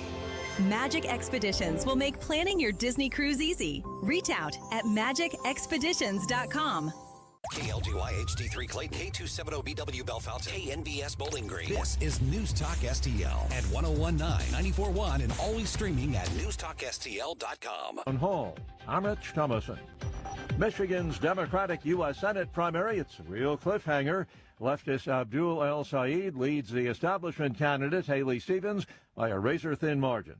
Former Salem Radio Network talk show host Chris DeGaulle has won the Republican primary for Congress in Missouri's 6th congressional district, beating 4 opponents. DeGaulle is favored to win in November in the heavily Republican Missouri district. Democratic Congressman Wesley Bell has defeated former squad member Cori Bush in the Missouri primary. President Trump predicts it won't be long now, expects a deal with Iran on the Strait of Hormuz to come either today or tomorrow. The Ukraine-Russia war drags on. The latest Russian missile barrage on Kiev has killed at least 17 people, wounding scores more. Ukraine's President Volodymyr Zelensky says Russia's overnight strikes mainly targeted warehouses belonging to civilian businesses, as well as infrastructure and a railway station, hitting strikes that he describes as having no connection to the war, including a brewing company, building material warehouses, and civilian logistics facilities. The attacks are the latest in a series of large-scale Russian ballistic missile strikes that have become near routine. The intensified barrages are exploiting Ukraine's critical shortage of interceptor missiles. I'm Charles Dillard. Police are holding a man who was allegedly scoping out President Trump's Los Angeles County golf course ahead of Mr. Trump's planned visit. The L.A. County Sheriff's Department says a man was taking photos and video, had a 16-round magazine with ammo in his pocket, and they say they recovered a loaded pistol in the man's car. On Wall Street this morning, stock futures in positive territory so far. The Dow futures up 191 points. NASDAQ futures better by 75, and the S&P futures are up 32 points. More on these stories, townhall.com. Hi, I'm Kirk Cameron. Christian Healthcare Ministries is not another health insurance policy. If you're tired of year-long contracts and pointless restrictions, CHM offers anytime enrollment on your schedule and at your convenience. With CHM, you're paying half the cost of a traditional health insurance plan. So that puts more money back into your budget for everyday needs. Plus, you'll have access to CHM's care solutions for virtual appointments, prescription savings, surgery support, and more. My family and I joined in 2018, and it's changed our lives for the better. We love paying way less while helping other believers afford their medical bills. Take the leap of faith and see why Christians across the nation are better with CHM. Get started by calling 1-833-JOIN-CHM and use promo code WELLNESS for a 50% credit towards your first month. That's 1-833-JOIN-CHM and use promo code WELLNESS. From the NewsTalkSTL Weather Center. I'm meteorologist Shane Scotch with your first alert forecast. We're going to be tracking temperatures close to that 90-degree mark this afternoon. The main story, though, is going to be overnight showers and storms lasting through Thursday morning, looking at a flood watch from 10 p.m. tonight till 10 a.m. tomorrow morning, as we could see some areas with some isolated strong flooding and even some flash flooding across portions of the region. So temperature tomorrow back towards mid-80s. Scattered showers and storms remain with us throughout the day. Into Friday, scattered chances once again highs towards mid-80s. Saturday morning, rain pushes out. The rest of the weekend going to be looking dry as temperatures climb. From the First Alert 4 Weather Center, I'm meteorologist James Gotch. This hour of NewsTalkSTL brought to you by Window World of St. Louis. For replacement windows, doors, and siding, call 800-GET-WINDOWS. That's 800-GET-WINDOWS. Looking for unbelievable deals? Stop by Overstock Outlet in Lake St. Louis or Warrenton. Open 7 days a week. Discover big savings on a huge variety of merchandise with no hassle. Just great prices. Visit us in Lake St. Louis on Highway N or in Warrenton on Boones Lake. Check out our Facebook page at Overstock Outlet Lake St. Louis or go online to overstockoutletstl.com. Unbeatable value, friendly service, and you never know what we'll have at Overstock Outlet. Hi, I'm Dr. Alan Link, owner of the Dental Link. You've heard ads about teeth in a day, but did you know that you will be chewing on plastic, acrylic teeth? Here at the Dental Link, we can give you porcelain crown and bridge teeth utilizing mini dental implants that function much more like real teeth at about half the cost. Plus, mini dental implants are less invasive, less painful, and your recovery time is much shorter. Give us a call at 314-794-6464 or simply visit us today at thedentallink.com. Mike Ferguson. What is that private pile? Sir, jelly donut, sir. A jelly donut? Susie Moore. Mama don't like tattletales. Get up, St. Louis. So it's time to get out of bed. Pour yourself the greatest cup of Kofifi the world has ever seen. Rise up with one voice. Drain the swamp and take back our country. Today's the day we're going to do it, and it's time to do it right now, believe me. Mike Ferguson in the morning on News Talk STL. Okay, dust has settled in the St. Charles County executive race, and voters have decided Steve Ehlmann gets another term. That's right. I mean, I know there's a general election, but it's a very heavily Republican district, and so let's just be safe real. assumption. And the county executive joins us right now. Steve, hey, Steve, congratulations on your win last night. I'm not going to lie, that was a bigger margin than what I thought that race would turn out to be. So what do you think ended up driving voters in the end there, because this was a pretty contentious, pretty bruising race at times. I mean, those debates were pretty spicy. Well, we were counting on a large turnout, and I think the people did really turn out yesterday. And 2 years ago in the primary in which Mr. Eigel beat Mike Keogh, there were 92,000 people that year, 2 years ago, who voted for Mike Keogh in November that did not even vote in the Republican primary. It was a low turnout, and with a low turnout, we might have had the same result. So one of the things that we really emphasized was just getting the people out there, making them realize that, as you just suggested in your introduction here, that the future of St. Charles County was going to be decided in August. And if you cared about the future of the county, you needed to get out and vote in August in the Republican primary, and they did, and I won. And like you, I'm surprised at the margin. Not that surprised at the outcome. Good morning, Steve. This is Susie. You mentioned the growth of St. Charles County. Obviously, the county has been experiencing a lot of growth, and you've been presiding over a lot of that. What are you looking into this next term? What are you looking to do to address that balance that it needs to be struck between, encouraging the growth and the thriving atmosphere without it growing too fast and running into the issues that brings with it? Well, in the 19 years that I've been county executive, you know how much money we've spent to advertise St. Charles County and encourage people to move here? Zero. Yeah. And I kid all the time. Every time we have a new subdivision, we got a lot of people who are opposed to it. So, the market is going to decide, and I really feel strongly, that people should have a choice. And if they want to move to St. Charles County, there ought to be a place for them here. The challenge for planning and zoning is to decide what type of housing goes where. The fact of the matter is, every city in this county has total control of their zoning within their city. Of course, county government has control of the zoning in the unincorporated areas, and I can tell you that I think the council has been very, very conservative. There was all this discussion about apartments. Well, we in the last 19 years, the county approved one apartment complex in the entire time.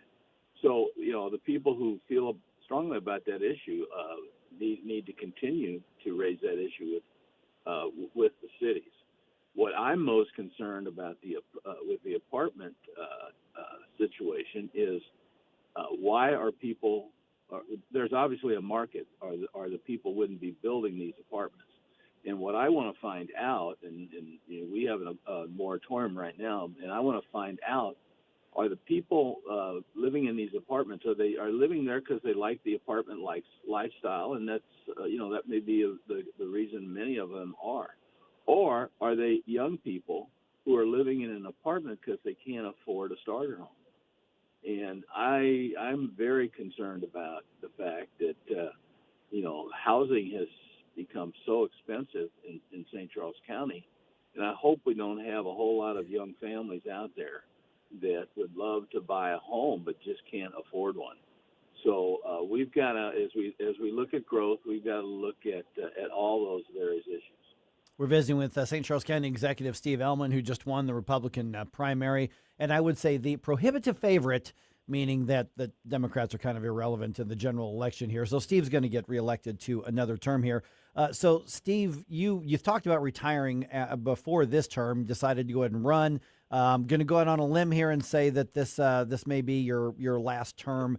But when you look at what's ahead in this term, one, are you finishing those 4 years for this term? And then what do you think are the challenges that you want to look at for the future of St. Charles? Because you're talking about technological changes, you're talking about infrastructure changes, everything from data centers to improvement in transportation, all of these sorts of things.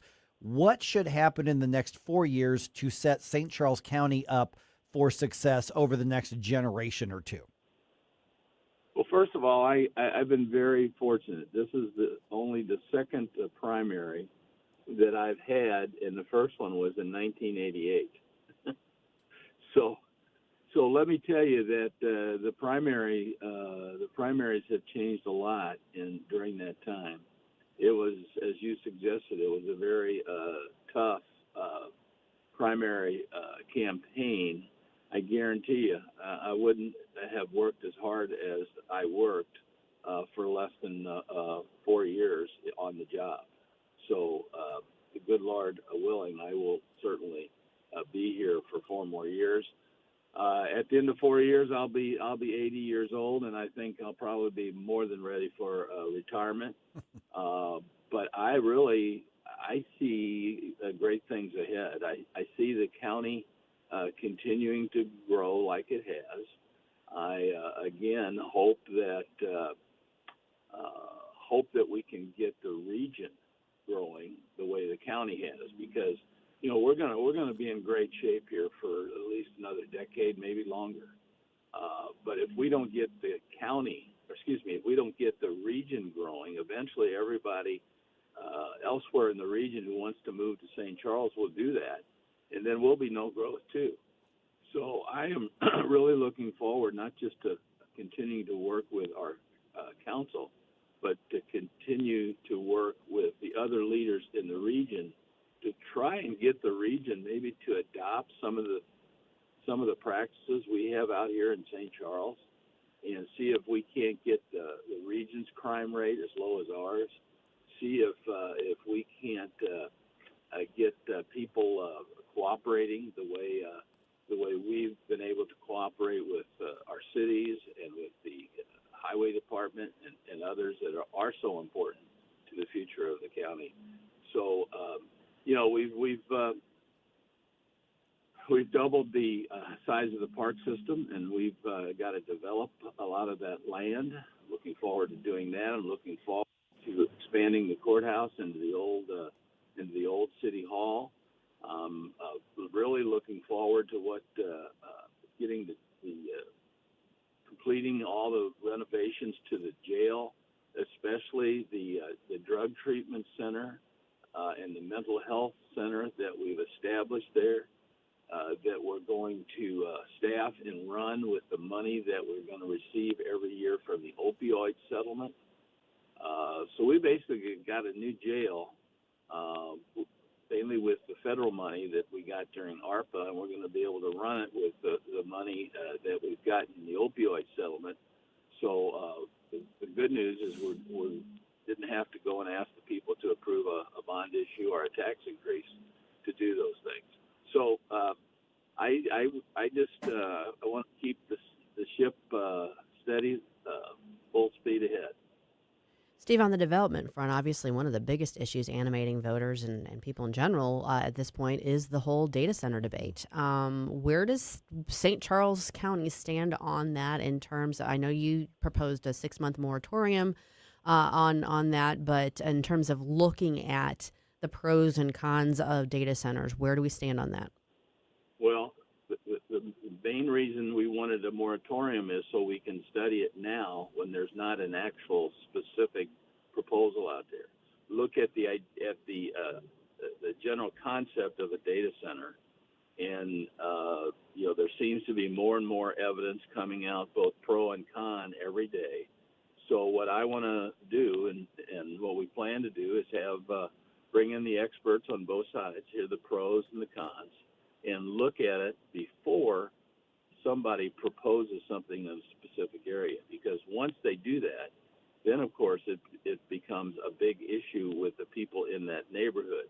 So we need to find out whether these things are of any value whatsoever. And if we decide they're not, then we need to totally ban them. If we decide that they might work in the right place at the right time with the right conditions, then we'll be ready if somebody brings us a proposal to look at it objectively. And this is a very emotional issue right now, not just not just because of all the environmental questions that are out there and the quality of life issues about living near these things, but because the whole AI thing right now has a lot of people very concerned. They're hearing conflicting reports about whether this is going to be great for the economy and for jobs, while others are saying it's gonna kill jobs. So right now it's very emotional. When a specific project is proposed in a specific area, like we had with the city of St. Charles last year, it becomes even more emotional. So what I want to do is let's take a good look at it now before there's anything proposed in the county, so we can look at it objectively.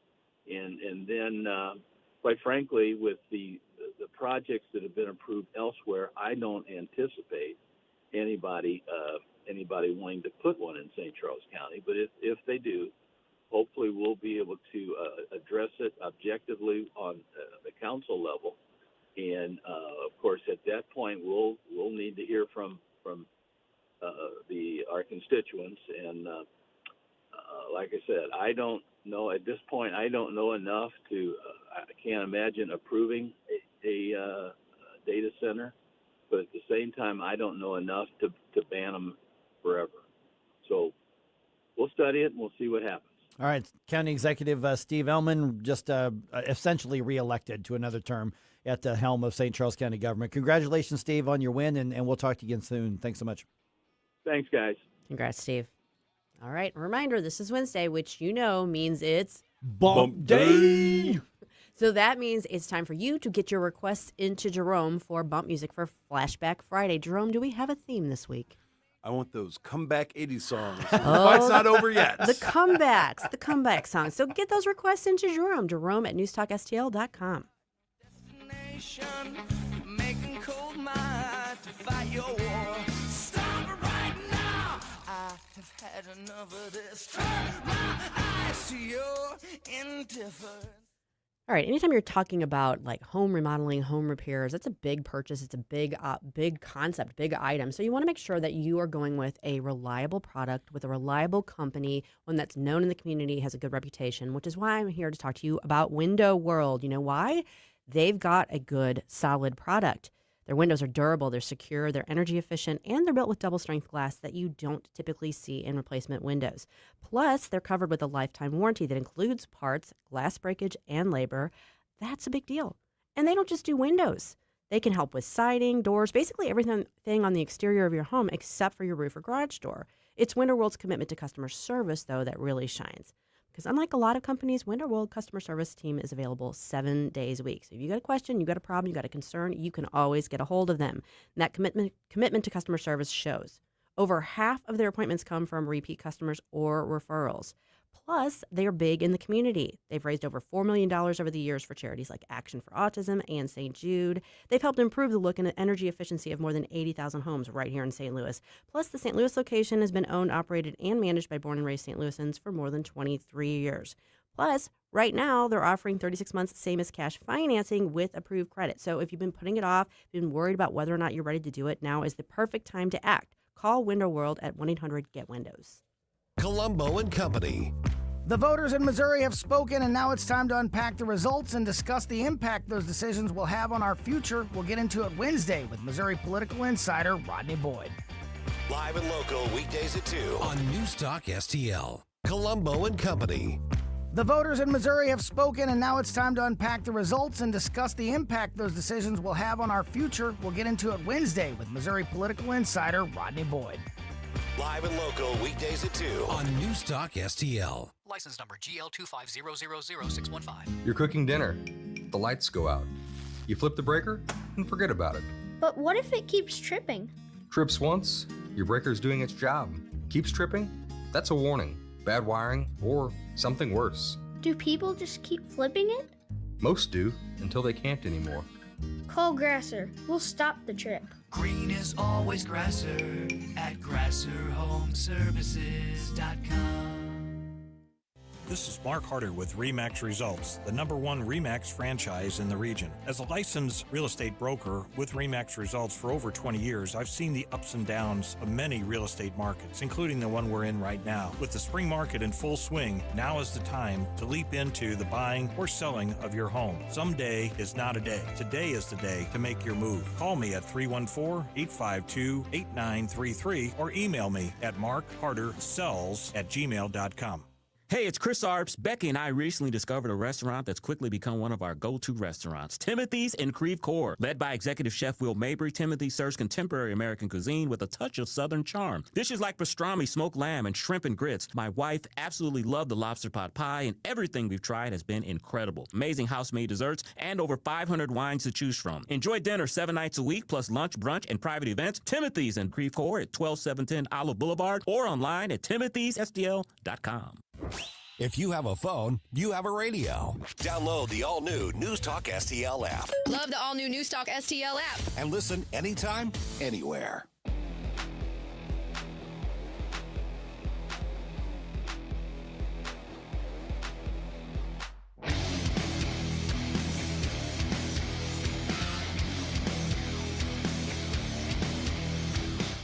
I love that you're starting your day off right with Mike Ferguson in the morning. It's your boy Joe Pags. Talk to you tonight. But now let's get back to Mike. Just heads up, based on some of the social media conversations we're having, I may call an audible on this segment here in just a minute and get into the we talk about wanting the politicians to listen to the people. Do we need to be listening to what was said yesterday? I would submit yes. Okay, so I may call that audible here, and I'm talking about our show sheet and all my brilliant planning that I do every morning that sometimes I throw out the window. All right, tax increase proposals get the cold shoulder from voters around here again. Maybe politicians should be listening and say, they've rejected this more than once. Maybe we should stop trying to do it. But for the most part, that's what voters said. All right, a lot going on around the country here. RedState.com is your source for the news and for the opinion of the news, and a quick way to have a clearinghouse of the news stories out there, RedState.com. So, Susie, busy time for your staff right now. What are we looking at first? This is the Red State Rundown. You're telling me it's busy. I'm editing all these articles, and we're putting out a lot of them every day. Up front today, though, this is important. This just broke this morning. Ben Smith has it. GOP Rep Chuck Edwards calls it quits after damning ethics report. I don't know if you saw this come out yesterday. Not seen this, no. So he's a representative from North Carolina, and he had an ethics report and a recommendation of censure come out because of inappropriate behavior towards staffers. Now, there's no indication that there was anything illegal that happened, or even outright sexual harassment type situation, but it was inappropriate behavior, and he's going to be censured for that, and now he's decided he's not going to run again. So now the GOP in North Carolina is going to have to scramble to put a candidate on the ballot to run in November and hold on to that seat. Okay, is that a reliably red, or is that it was already going to be a close call. It was good, so it's kind of a purplish It could be a toss-up now. Oh, boy, yes, okay. yeah, a little dicey there. So Mike Johnson just sprung another gray hair. Poor guy. Yes. Terry Christoph has this one. It happened again. Armed lunatic caught scoping out Trump's security ahead of president's arrival. Yeah, on a golf course out in California, armed guy was out there ahead of the president's visit there today or yesterday, scoping things out. So thankfully he was apprehended, but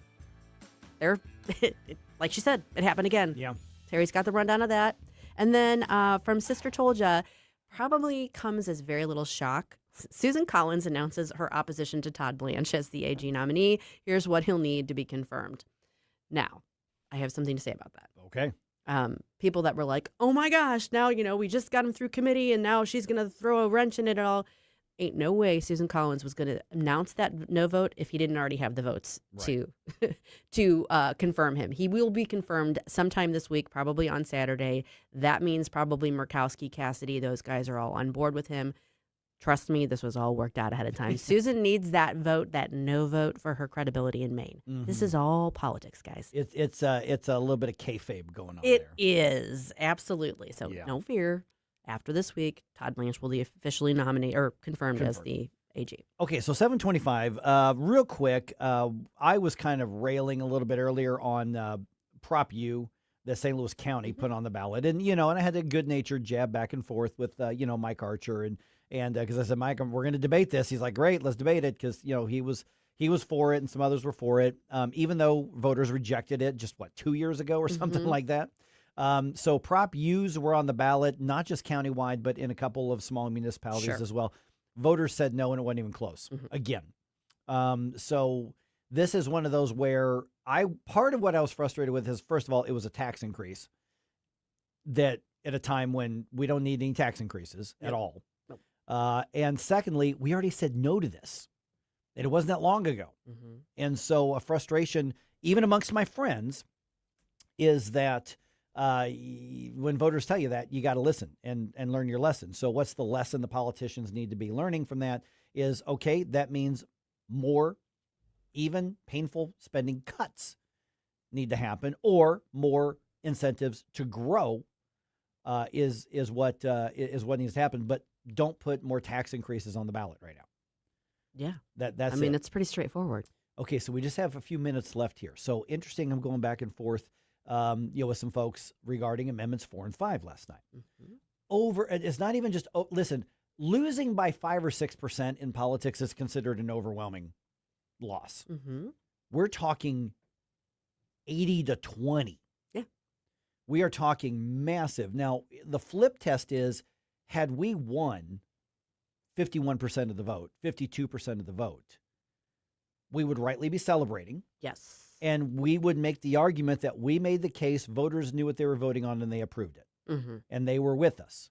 So when we lose, and we lose that big, I don't want to be a hypocrite or intellectually dishonest and say, well, we only lost by an 80 to 20 margin because they were tricked and nobody understood what they were voting on. Now, were there some people, was the messaging bad? Was the ballot language subpar? It even yes. Yes. It absolutely was. All true. When you lose 80 to 20%, that's not just a messaging issue. That is, voters saw what was on the ballot and said, I disagree with you. No. And so if we want to move the state in the right direction, we want to get rid of the income tax, we want to have some kind of reform on our referendum and initiative petition process, then we need to look at not just, gee, we should have run a different ad. We have to put a different product before people.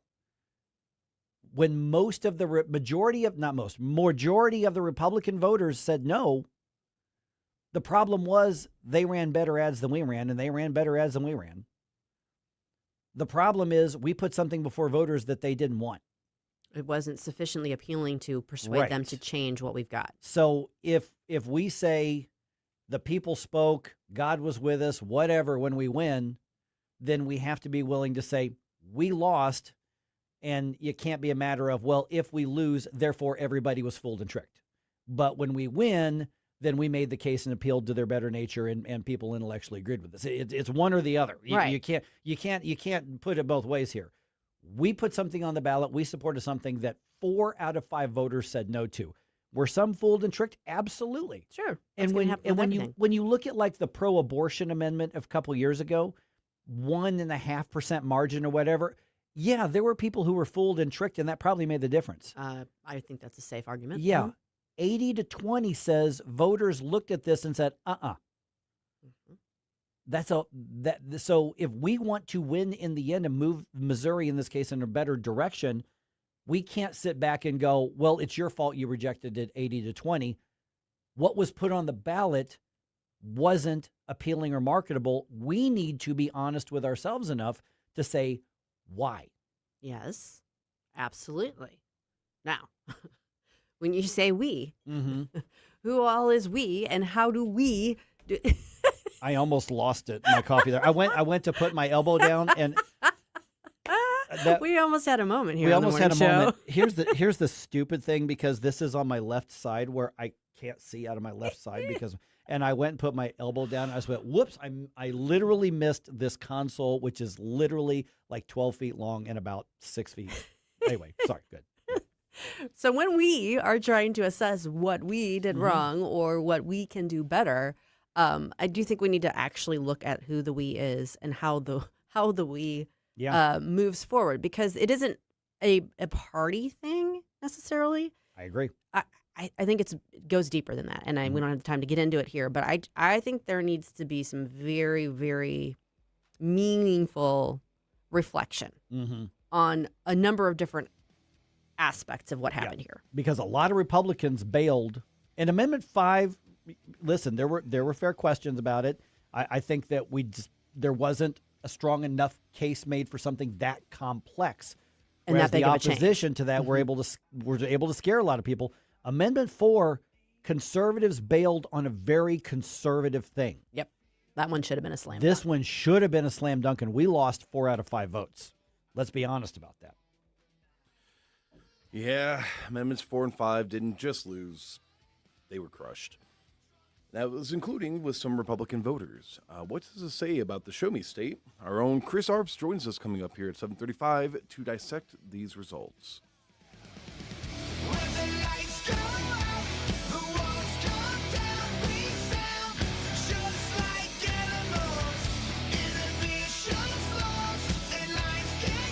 Mike Ferguson in the morning. I lost the battle at 5 o'clock, but I won it back again at 7! On NewsTalk STL. From the NewsTalk STL Weather Center. I'm meteorologist Shane Scotch with your first alert forecast. We're going to be tracking temperatures close to that 90-degree mark this afternoon. The main story, though, is going to be overnight showers and storms lasting through Thursday morning, looking at a flood watch from 10 p.m. tonight till 10 a.m. tomorrow morning, as we could see some areas with some isolated strong flooding and even some flash flooding across portions of the region. So temperatures tomorrow back towards mid-80s. Scattered showers and storms remain with us throughout the day. And to Friday, scattered chances once again highs towards mid-80s. Saturday morning, rain pushes out. The rest of the weekend going to be looking dry as temperatures climb. From the First Alert 4 Weather Center, I'm meteorologist James Gotch. Are you tired of hard chlorinated water drying your skin out, tasting bad, and ruining your fixtures? Jones Air and Water Treatment has a solution to this pollution. Our Hydratech H2O leaves you with great tasting soft water at all fixtures in your home with one unit. Call Jones Air and Water at 636-899-1040 or visit us on the web at joneswater.com. You can be a filter or buy a filter. Jones Air and Water, 636-899-1040 or joneswater.com on the web. Call us now. Larry Connor's Commentary, brought to you by Vincent's Jewelers, offering a wide selection of jewelry, including lab-grown diamonds, affordable earrings, bracelets, necklaces, and rings, up to 75% off their natural counterparts. Visit vincentsjewelers.com. This is Larry Connor's Commentary on NewsTalk STL. President Trump continues pushing the SAVE Act, trying to make sure our elections are valid, that we don't have illegals voting in federal elections. Blue states don't care if illegals vote in their local elections until some of those existing Democrats get wiped out by Democrat socialists. And when that happens, and it already has in some cases, those Democrats have only themselves to blame. Yet they continue to insist you cannot mandate voters have to have an ID to vote. That's just not fair. So with that in mind, looky what's happening in New York City. Mondami opened up grocery stores run by the city, supposedly offering prices at least 30% below standard cost, obviously hurting mom and pop operations. But now here comes the good part. Are you listening? Are you listening? If you're going to buy anything in the Mondami stores, you have to have some form of ID.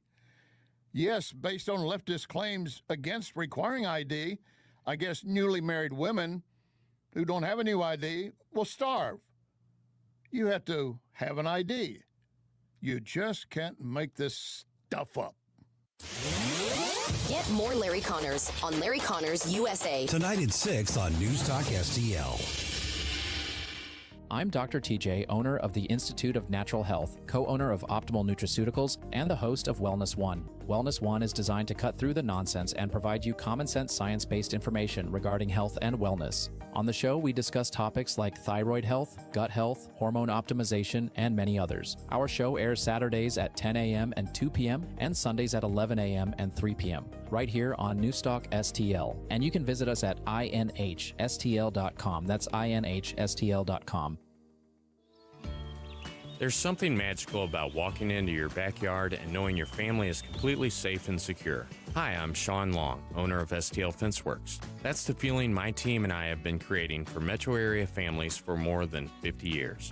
Whether you're adding your first fence or finally creating the outdoor sanctuary you've always wanted, We offer premium vinyl and stunning ornamental options, all designed around your family's specific needs and lifestyle. While other companies struggle with supply delays and rising costs, we've always proudly used all American-made materials, which means better pricing and faster installation for you.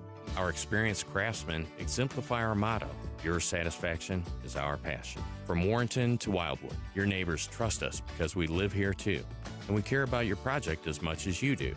Right now is the golden time to build with flexible financing options and a commitment to completing your fence on time and on budget. Visit stlfenceworks.com. Whether at home or at work, you're mobile. So when you're mobile, stay mobile. Keep St. Louis's home for conservative talk with you wherever you go. Download the NewsTalk STL app in the App Store or at NewsTalkSTL.com.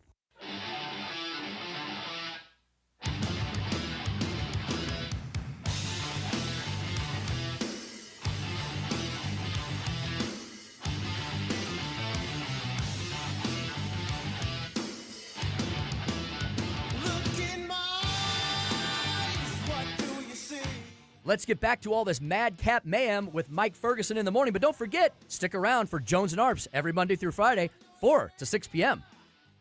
Okay, as though I haven't stirred the pot enough today, how about this question? Is Missouri just not as conservative as a lot of us want to think it is? I have an answer. If we're going to rip the Band-Aid off and look at these results of some of these elections, but then again, you look at the people who were elected and very conservative for the most part around the area. People aren't the same thing as That's policy. right. Exactly. All right, we've got our own Chris Arps with us here.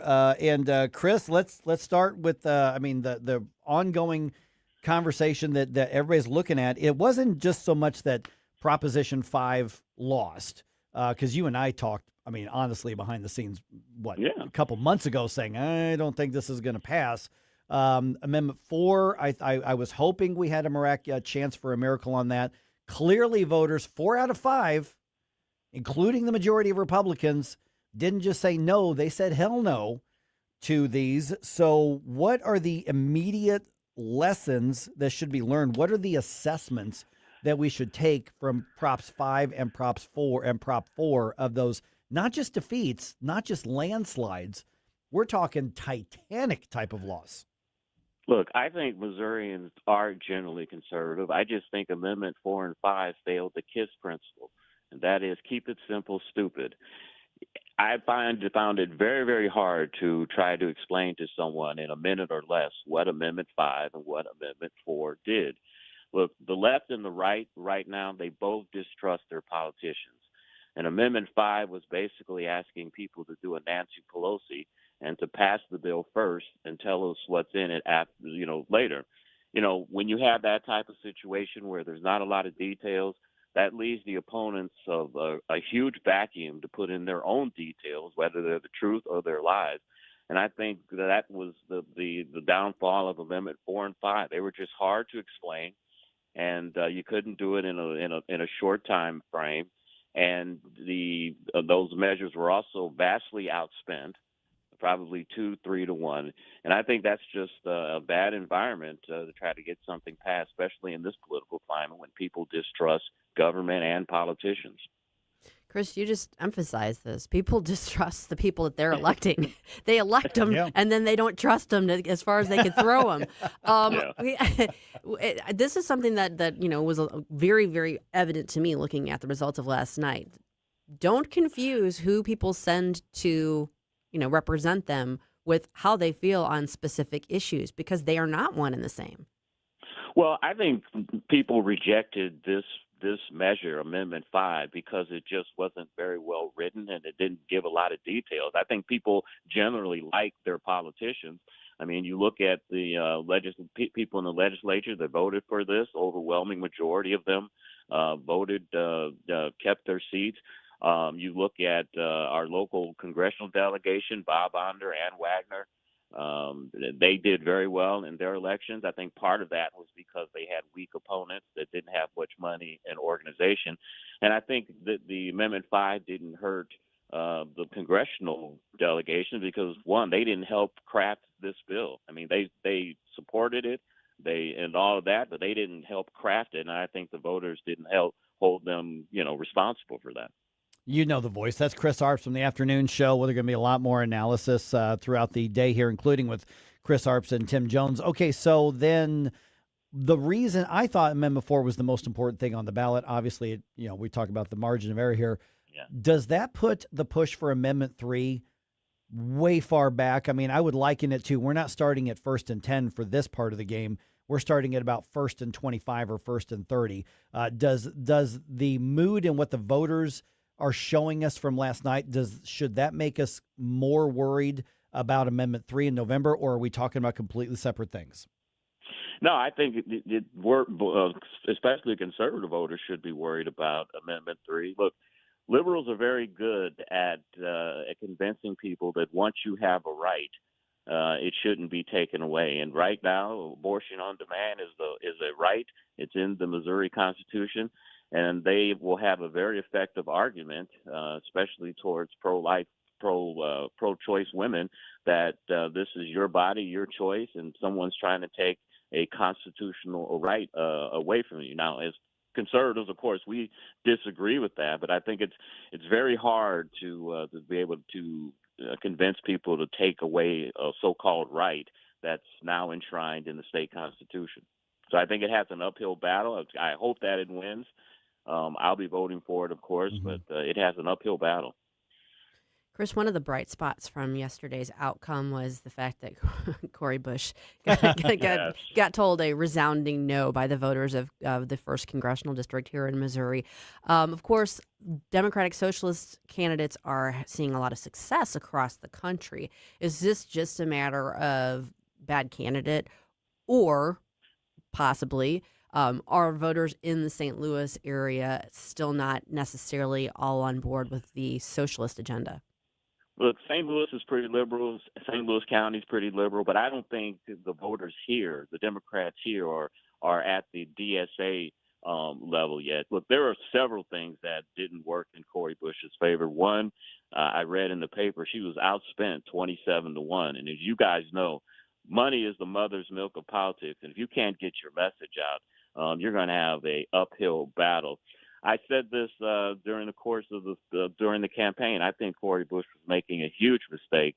Instead of trying to expand her base and reach out to the progressive white liberals, she seemed to focus most of her campaign in North County and in North City.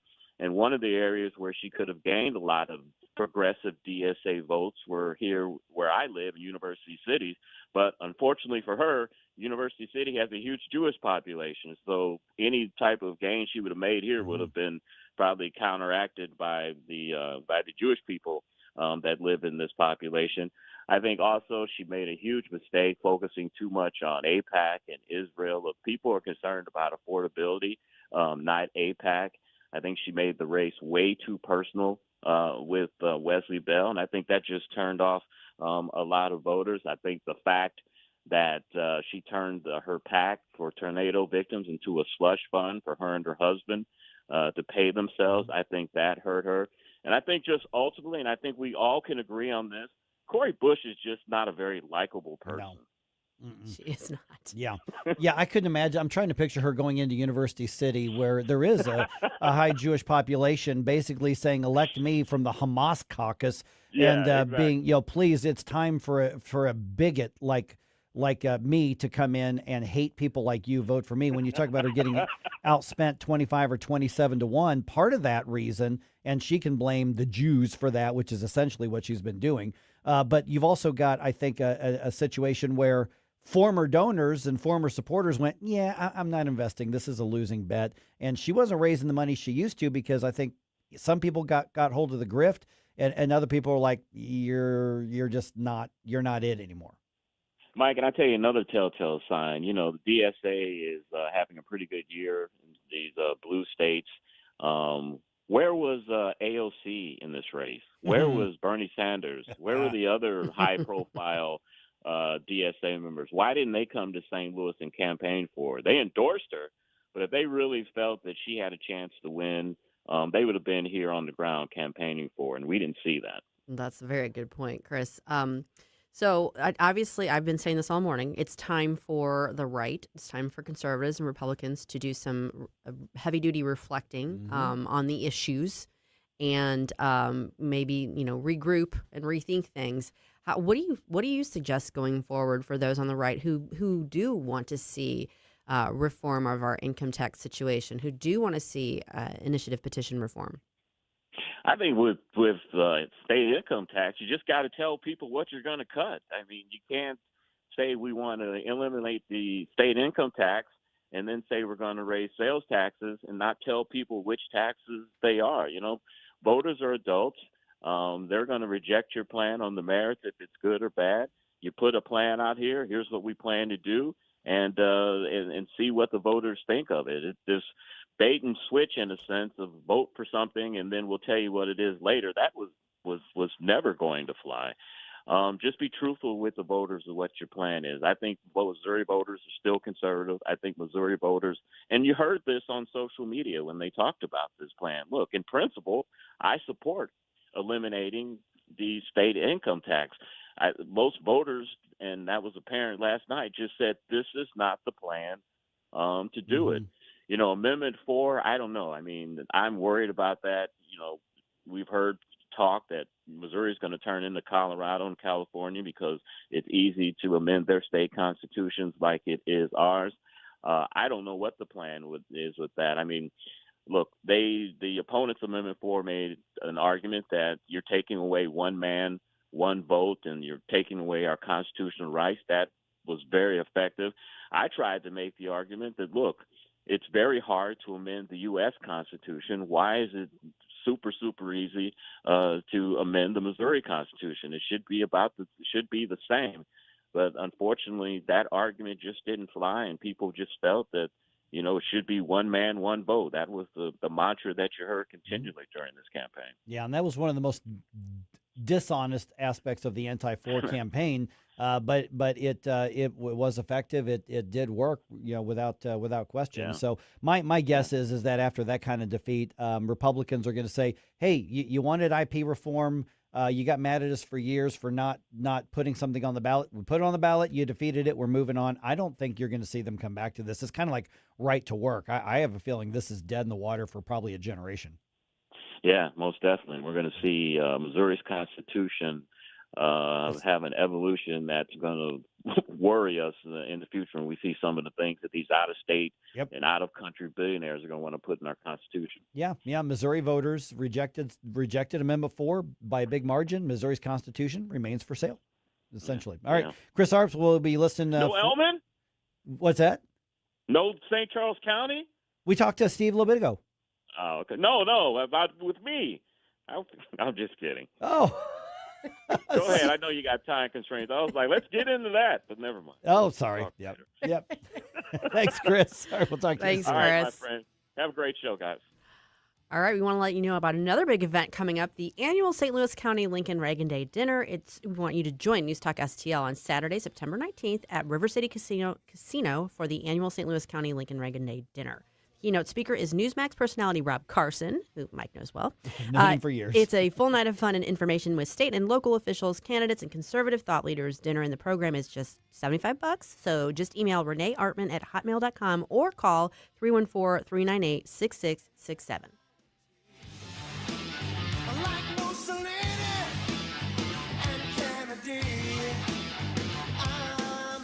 Hey, it's Vic Porcelli. We're sitting here with our great friend, Chris Cooper. Hi, Chris. What's going on, Vic? How are you? I hear you wrote another book. This one's an e-book. Is that right? The Business Owner's Playbook for Financial Clarity. So it is a great book for entrepreneurs. It's a very short guide. Give people, business owners, the ability to understand key questions that are important, such as succession planning, legacy planning, getting the IRS out of our pockets, right? Because do you like paying taxes? I do not. I don't think anybody likes paying taxes, right? That just makes sense. And then always talking about protection. And then the other thing from a business owner perspective perspective, what is the biggest asset a business owner has? Probably their business itself, right? We need to make sure we understand what the value of that business is as well. So this new book, I'm sure, is incredibly expensive, right? How much? No, it's a free resource. Oh, it's free. We provide guidance, we provide education because we want to make sure people feel educated and understanding because sometimes you don't know what questions to ask, and we need to make sure we help arm people with information to ask the right question. Reach out to Chris and Stacy today at SerenityWealthNow.com. Investment advice offered through Fortis Capital Advisors, LLC.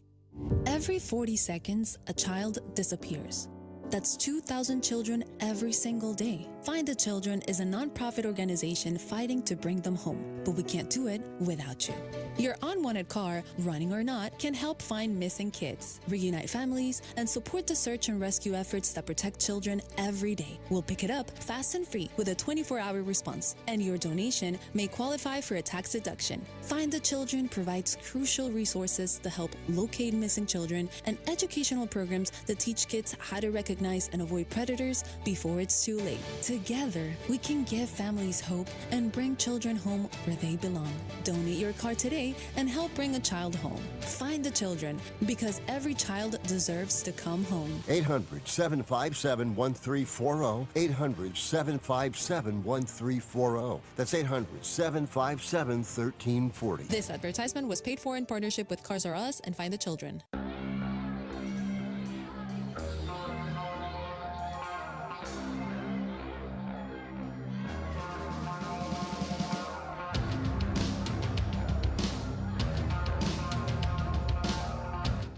Hi, it's Randy Tobler here. Pour a big cup of coffee and catch my show every Saturday morning from 6 to 9. Right now, it's back to Mike Ferguson in the morning here on News Talk STL. All right, the conversation about Amendments 4 and 5, we can't seem to get away from that. We'll touch on that again throughout the morning. Big deal. Here. We do know what Missouri's next lineup of Congress critters is going to be, and the battle over Missouri's new congressional map, not over yet. No. Yeah. 7:52, we got a few minutes to do another news dump here. Let's go. The Morning News Dump, brought to you by STL Fenceworks. Wake up, America. It all worked out. They get all the news. The Morning News Dump.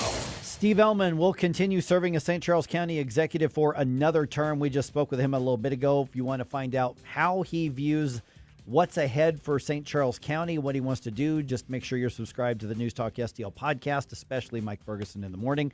Steve won the Republican primary, 48% to Bill Eigel's 32%, with Jason Law getting 19% of the vote.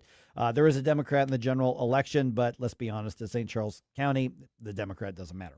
All right, in St. Louis County, Republican Councilman Dennis Hancock, who we are going to be visiting with here in, about 10 minutes or so, I guess. He's going to face off against Democrat Jake Zimmerman, who won the Democratic primary with 46% of the primary vote. That was a three-way race there. Of course, we already know about Amendments 4 and 5, went down in flames in a huge way. In the area congressional races, going through these as fast as I can here, Democrat Wesley Bell headed back to Washington after beating former Congresswoman Cori Bush, 59 to 37%. He will obviously have no problem with Paul Berry in November. That race is done. Ann Wagner, Bob Onder, Jason Smith all easily won their primaries in a very heavily Republican district. In the 6th district, Chris Stegall won the GOP nomination, 44% of the vote in a five-way race. Yep. So in a five-way race, 44% is pretty impressive. Yeah. So basically, we'll have two new Congress critters from Missouri, but the biggest difference is that both of them will be Republican as opposed to one of them being a Democrat. Right. Yes. Let's see here. Chris Stegall is replacing Sam Graves, who's retiring there. The other race where there is going to be a flip, that's the 5th district. State Senator Rick Bratton will be the new 5th district congressman, winning that GOP primary. Now, remember, the 5th district, that's that one that's drawn and gerrymandered to make sure Republicans win. So he will formally unseat incumbent Emmanuel Cleaver come November. All right. Okay, so speaking of those congressional races and those congressional maps, all right, the fight's not over on those. The courts are going to end up deciding if Missouri's new congressional map can be challenged by a referendum. On Tuesday, Secretary of State Denny Hoskins, really just hours after he was visiting with us here on this show, announced that he rejected the effort to put that map up for a vote. At issue is not the number of signatures turned into the challenge, the new congressional map, But the fact that the referendum itself is null and void by virtue of the fact that it is unconstitutional. Okay, so left-wing activist group People Not Politicians turned in over 350,000 signatures, which is far more than what's needed to qualify for the ballot in normal circumstances. The group has already filed a lawsuit to overturn Hoskins' decision. And the question, one of the main questions, is does the Secretary of State have that gatekeeping power legally to say you may have the signatures, you may have gone through the process, but the content is not something that the Constitution allows to be put on the ballot? Is that the Secretary of State's role? And I don't know the answer to that. I don't know it. I don't know the answer either. My instinct is that it is not. Mhm. The courts will certainly decide that Right. issue. But yeah, my instinct says no, but I haven't looked into it. And in all likelihood, this is strategic in that the court process is going to take a while, but this guarantees, even with a favorable court ruling for people, not politicians, this guarantees that there's no way, even on an emergency basis, it can be ordered onto the ballot in November. So there's some gamesmanship that's happening here, too. St. Louis County voters reject a sales tax increase again. Prop U would have added a sales tax to online purchases. It failed basically 2/3 to 1/3, essentially. Berkeley and Hillsdale voters also rejected Prop U online sales tax proposals. And by the way, the county voters just voted this down 2 or 3 years ago. The exact same thing. So we've said no, and now we've said we mean it. So you're not saying there's a chance? No, in St. John, voters overwhelmingly rejected a property tax levy increase, and in Webster Groves, over 80% of voters did choose to raise taxes. That is for the library. That was a property tax increase there. Okay, let's see. What do we got here? Cardinals. They get shut out by the Yankees on Tuesday. That evens the series at 1 game apiece. It was funny. The first game was like 13-7 or something crazy like that, and then it was 2-0. So they should balance out. They should balance it all out. Average out their runs a little bit. Final score in New York last night, like I said, 2-0. Final game of that series is tonight at 6:05. Andre Palante going to be on the mound for the Redbirds. He's got 11 wins already on the season. Good for so him. he's by far and away the Cardinals' most successful pitcher so far this year. So he's going for win. I'm pretty sure it's win number 12. And that was on, Cardinals TV subscription service. You want to find it there. That's where it is. Cardinals still not contending for first place. I'll just put it that way because that's the nicest way to say it.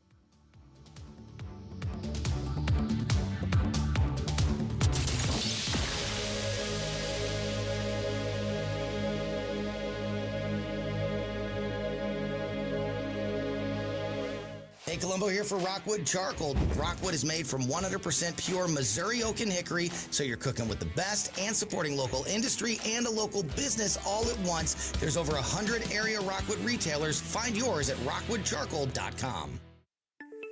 The Herzog Tomorrow Foundation provides private school tuition scholarships through Missouri's new Most Scholars program to cover the cost of accessible, high-quality schooling. Hi, this is Myella Esser with the Herzog Tomorrow Foundation. Our private school tuition scholarships wouldn't be possible without the support of generous Missouri taxpayers. If you're a Missouri taxpayer interested in redirecting your tax dollars and sending them to Missouri students in need of a better education, please contact me at herzogmostscholars.org. Better education for students creates a better tomorrow for all. Learn how you can help provide a better education for Missouri students at herzogmostscholars.org. That's herzogmostscholars.org. Also, sign up for The Lion, an initiative of the Herzog Foundation that carries articles covering a wide range of issues facing American families and culture.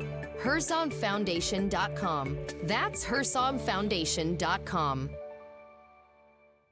Dude, this house is perfect. Crumbs everywhere, sticky counters. I've already texted the colony. Sweet, I'll bring my 500 cousins. This'll be the biggest ant rager of the summer. Let's party!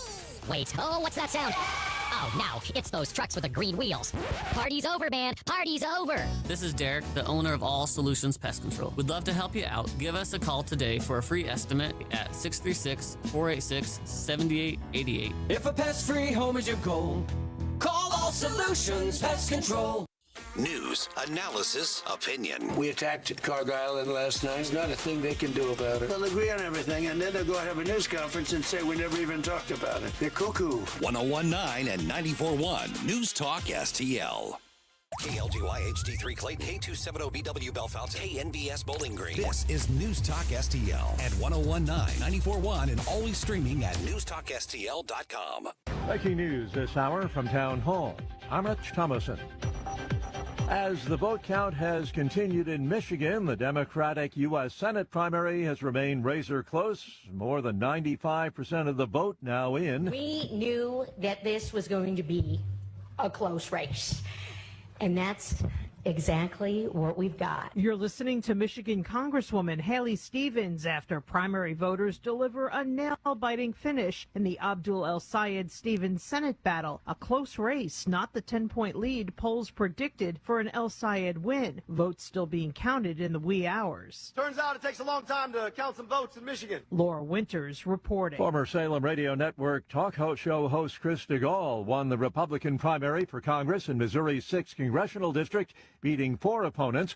DeGaulle is favored to win in November in the heavily Republican Missouri district.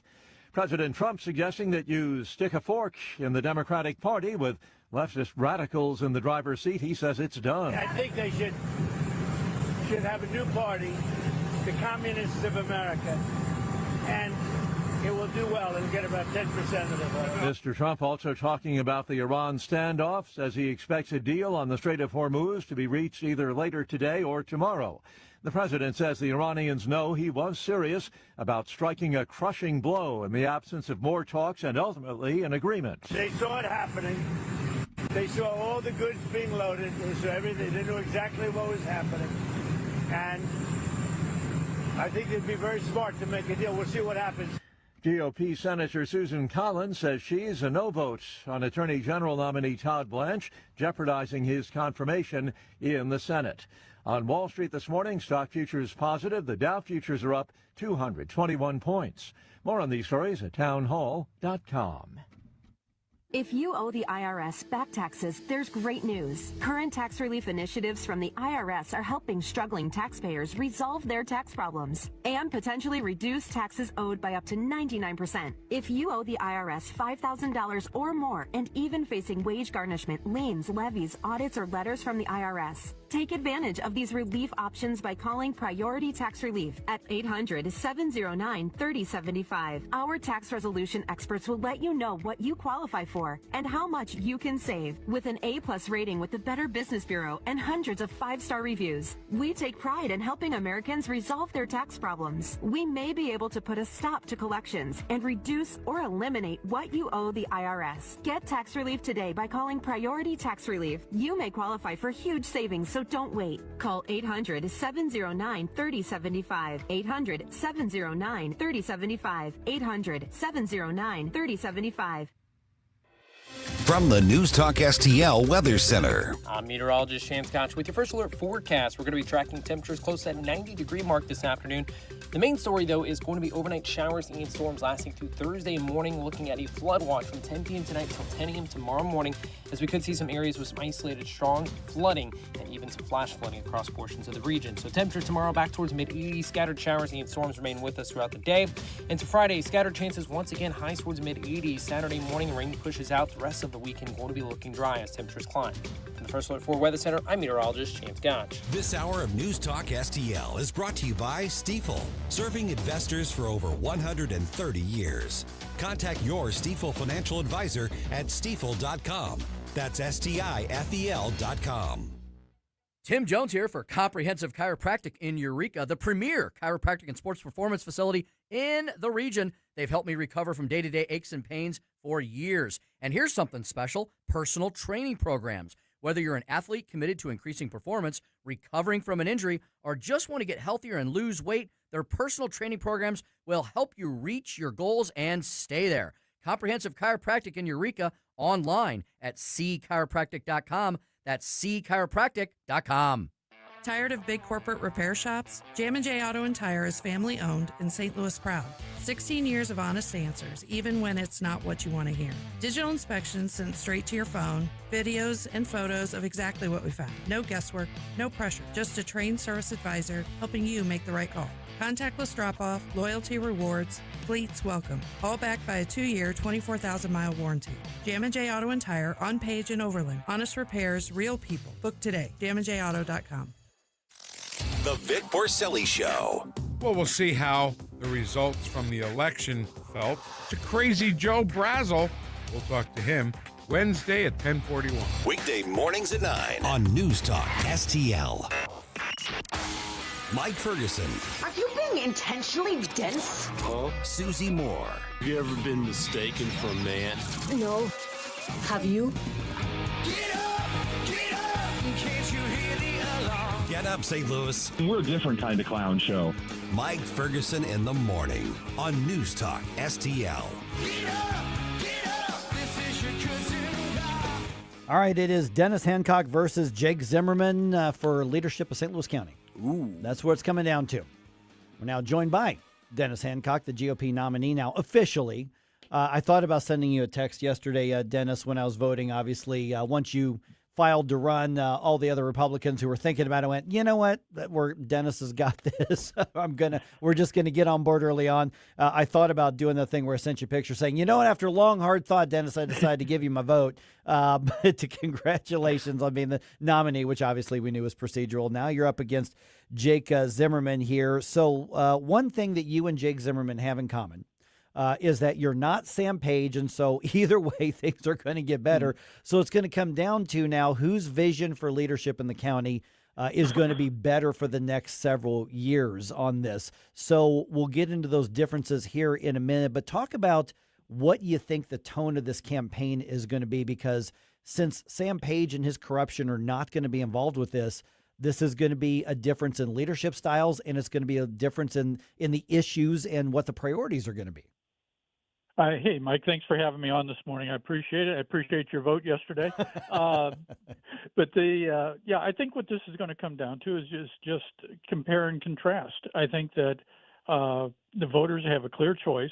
You have somebody in the county assessor who's been in office for 16 years. He's been there while all of the stuff with the Stenger administration and the Page administration was going on, but he didn't say anything. He just kind of watched and let it happen. As most people who have been observing county government for the last 4 years have seen, I'm not shy about calling a spade. And, if I see something that needs to be called out, I'm happy to do it.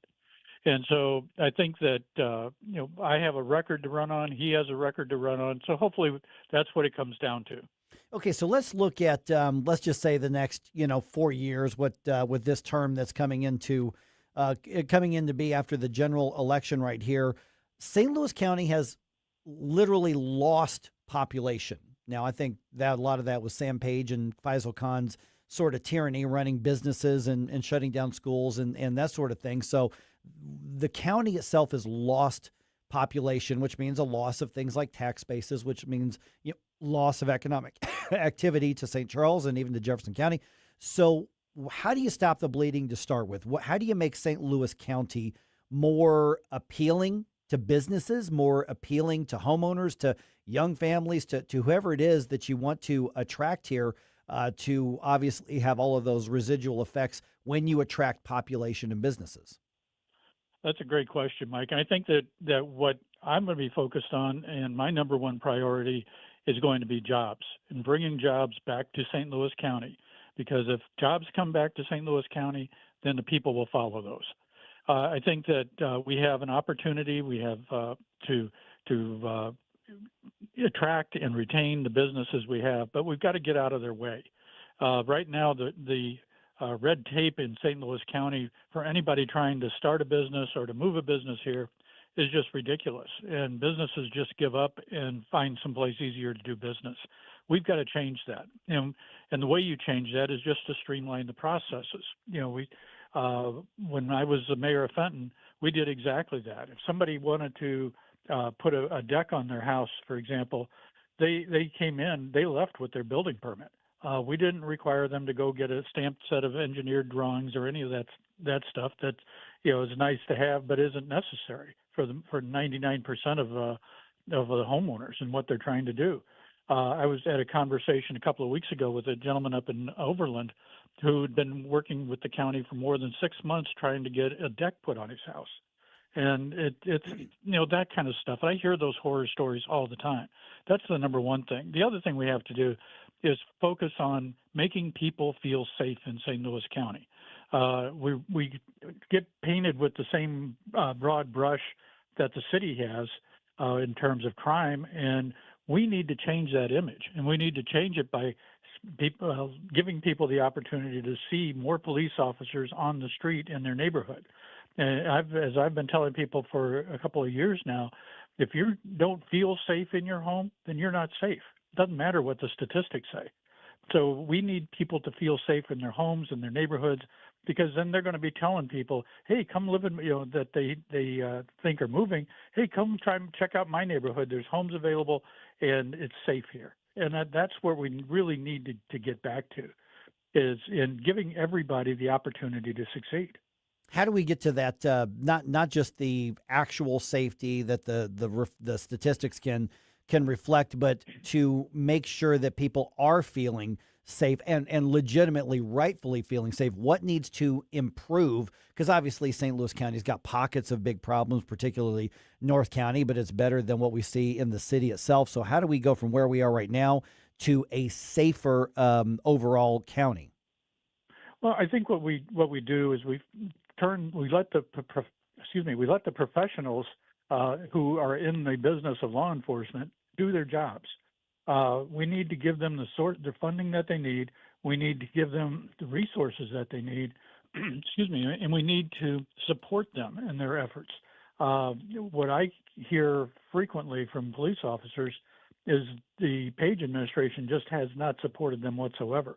It's been a struggle from day one with the Page administration. So we need to bring a different perspective, a different attitude. I'm proud to say that when I was the mayor of Fenton and we contracted with St. Louis County for police services, one of the first people I met was Tim Fitch, who went on to later become the police chief and is now the treasurer for my campaign. So these are guys who just want to come to work and do their jobs and go home at the end of the day, just like everybody else does. But we need to give them the support they need to make that happen. We're visiting with Dennis Hancock, St. Louis County Councilman, now formally GOP nominee for county executive. Let's talk money. Dennis, voters, and I was one of them who voted no on the sales tax increase on the Prop U. Hopefully that goes away for a while. But that also means that the pressure on the county to cut spending even more is just there. So the next leader, be it you, be it Jake, be it the county council, you still have a lot of really, really hard decisions to make from a budgetary perspective. How do you prioritize and stop the bleeding on the deficit spending that's been going on? Well, what I would do, Mike, is do what I did when Chrysler left the city of Fenton. That represented about 15% of our annual revenues. So what we did was we sat down and said, okay, what are we spending money on? What do we have to spend money on? And what are nice things to have? And we found that the list of things that were nice to have but weren't required was pretty extensive. And we were able to reduce some of those nice to have services without touching the core services that we were supposed to provide. And I think, that's where, over the years, what's happened in St. Louis County is first with the CARES Act and then with ARPA funds, we had all this money pouring in from the federal government and really nothing to spend it on. So we made stuff up to spend it on, programs. And, it was one-time money, but we treated it like it was going to be a never-ending source of revenue. And so now we have a bunch of programs out there that are taking millions of dollars every year that probably don't have to be there. And as we get through this budget cycle, I suspect we will be identifying those and making some pretty serious reductions in some of those, if not elimination of some of them. Yeah, no. But that's where we have to be. Yeah, I'm not going to ask you to commit to the cutting this, that, or the other, but what are some examples of things that the county needs to be looking at as nice to have as opposed to must have? I mean, what are some of the types of things or specific things that the council and the next executive really should reconsider when you're talking about tens of millions of dollars of deficit spending? Well, the one example I usually give, Mike, is the animal care and control. When you look at the charter and state statute, nowhere does it say that we have to operate a dog shelter to the tune of $6 million a year. We do have to do some things with the health department. I'm not advocating for eliminating the health department, but I think we need to pare it down to its core essential duties, things such as, in the event of a pandemic or some public health emergency, we need them to tell us about it, to let us know what to do, and move on from there. But some of the other things that they're doing aren't necessary to do. There are private sector entities out there that will do it much better, much cheaper, and probably give better service to the animals that are in their care. There's another program that the health department does is they operate clinics. There's nothing that says we have to operate clinics. And there are lots of for-profit entities out there, urgent cares, any Walgreens or CVS, you can go in and get vaccinations. You can get the things that you need to maintain your health.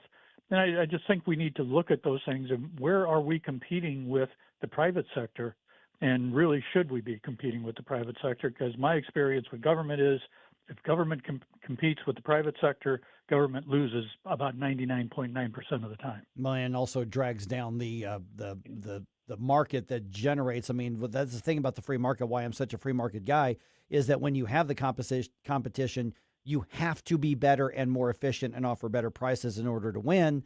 But if you get rid of the competition through monopoly or government practice or whatever, then all that goes away and there's no pressure to innovate and deliver dollar for dollar value. That's exactly right. And, that's where we should be encouraging these businesses to grow and prosper, come to St. Louis County, and to be a part of St. Louis County. All right. Dennis Hancock, now the Republican nominee for county executive. Let's go and give out the website as well, because now at this point it's off, and it's off to the races for the general election. And obviously St. Louis County is known as a blue county, but I got to think that this is one of those races, given all the dynamics. It's possible. I don't think this is a guarantee for anybody. I think we got a real race on our hands. Well, thanks, Mike. And I agree with you. I think that there is a path to victory for a Republican. We've tried going down the Democrat path now for the last 40 years, and we see where we are. Let's maybe try a different path and see where we can be. But if people want to find out more information about me or my campaign, HancockForCountyExecutive.com. All right, easy enough. Thanks so much, Dennis. Thanks, Mike. I appreciate it. Okay, so is Cori Bush going to finally just go away? Yes. Probably not. No. But she's now in the irrelevant part of politics, for sure. We're going to hear from her delusional self in right around 8:20. Don't try to make me stop, no inspiration. You have a soul so dark, it is no more. And all at once depart, no destination. You're making cold my heart to fight your war. Stop it right now. Mike Ferguson in the morning. We Democrats know so much, that is true. And we have to kind of tell everybody how smart we are. On News Talk STL. Your trees do a lot for you. Shade, beauty, curb appeal. But are they safe? Clever Tree Service has been protecting St. Louis homes and landscapes for over 20 years. Pruning, trimming, removal, stump grinding, even 24/7 emergency storm service. Fully insured, eco-friendly, and always focused on you. From Kirkwood to Chesterfield, Webster Groves to Wildwood, your neighbors trust Clever Tree Service. Visit clevertreeservice.com for your free quote today. Tim Jones and Chris Arps in the afternoon. Andrew Krapushets, CEO of Red Balloon and the new military hire. Well, it turns out for veterans, many of the skills, knowledge, and abilities that they've achieved while protecting our freedom don't line up with the keywords that corporations are looking for. So it's not actually a skill gap, it's a translation gap. So they are using different words for their skills than the corporations are looking for. Tim Jones and Chris Arps, weekdays at 4 on News Talk STL. Chris Arps here, and after Becky and I leave church on Sunday, we head down the street to Capriotti's to grab a classic meatball sub. I love Capriotti's, and you will too. Visit Capriotti's now at 2 locations on Manchester at McKnight and Rock Hill, and now in Creve Coeur on Olive, just 1 mile west of 270.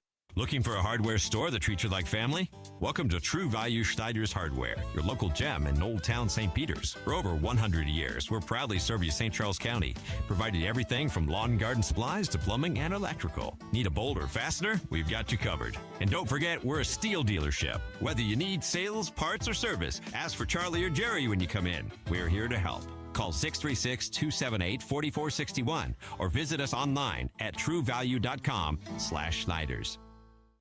And then the media. 101.9 and 94.1. They lying about what's going on in America. They lying about it. News Talk STL.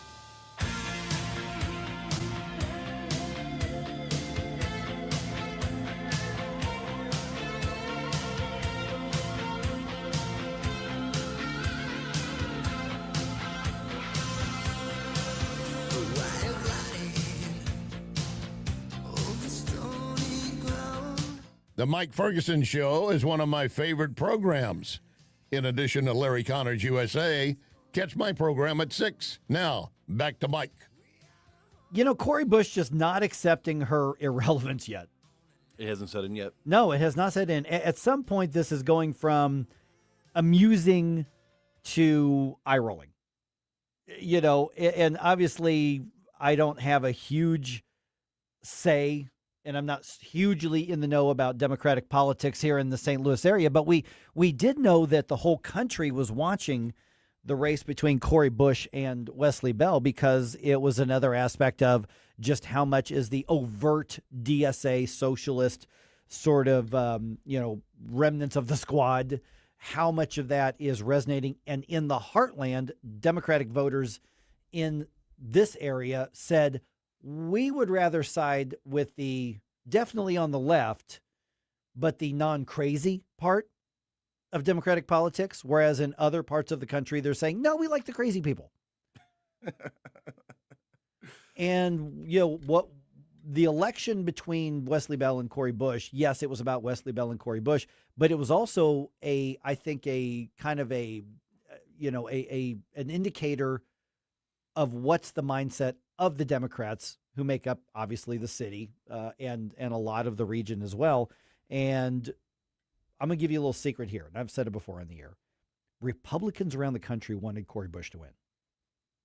She's one of the best fundraiser and scare tactics that Republicans could use all over the country in campaign ads to go, here's why you have to vote for this Republican here in this part of the country, because otherwise, look at who the Democrats will put in. They'll put Cori Bush saying something completely insane. It would have been such good content. Oh, she provided so much content for years. So here's a kind of the comparison between the watch parties last night. Here's Congressman Wesley Bell basically thanking his supporters. Very normal political watch party, which, other than Cori Bush and her most hardcore supporters, we all knew that she was going to lose. But if this had been a very close race, that would have told us something about the future, but it wasn't close. And Wesley Bell immediately then using the platform to talk about basically the Democratic policy positions. And here's part of what he had to say. We need to make certain that our voices are heard loudly and clearly, that November elections are coming up. And Americans want to see these health care costs addressed and more access to health care. Okay, so then basically Wesley Bell ran to the mainstream. Affordability, cost of living, et cetera, et cetera. Well, that's what you're supposed to do strategically. Yeah. I mean, that's what you do. Cori Bush, instead of recognizing that her community voted against her 2-1, or because she was basically a 2/3 versus 1/3 split.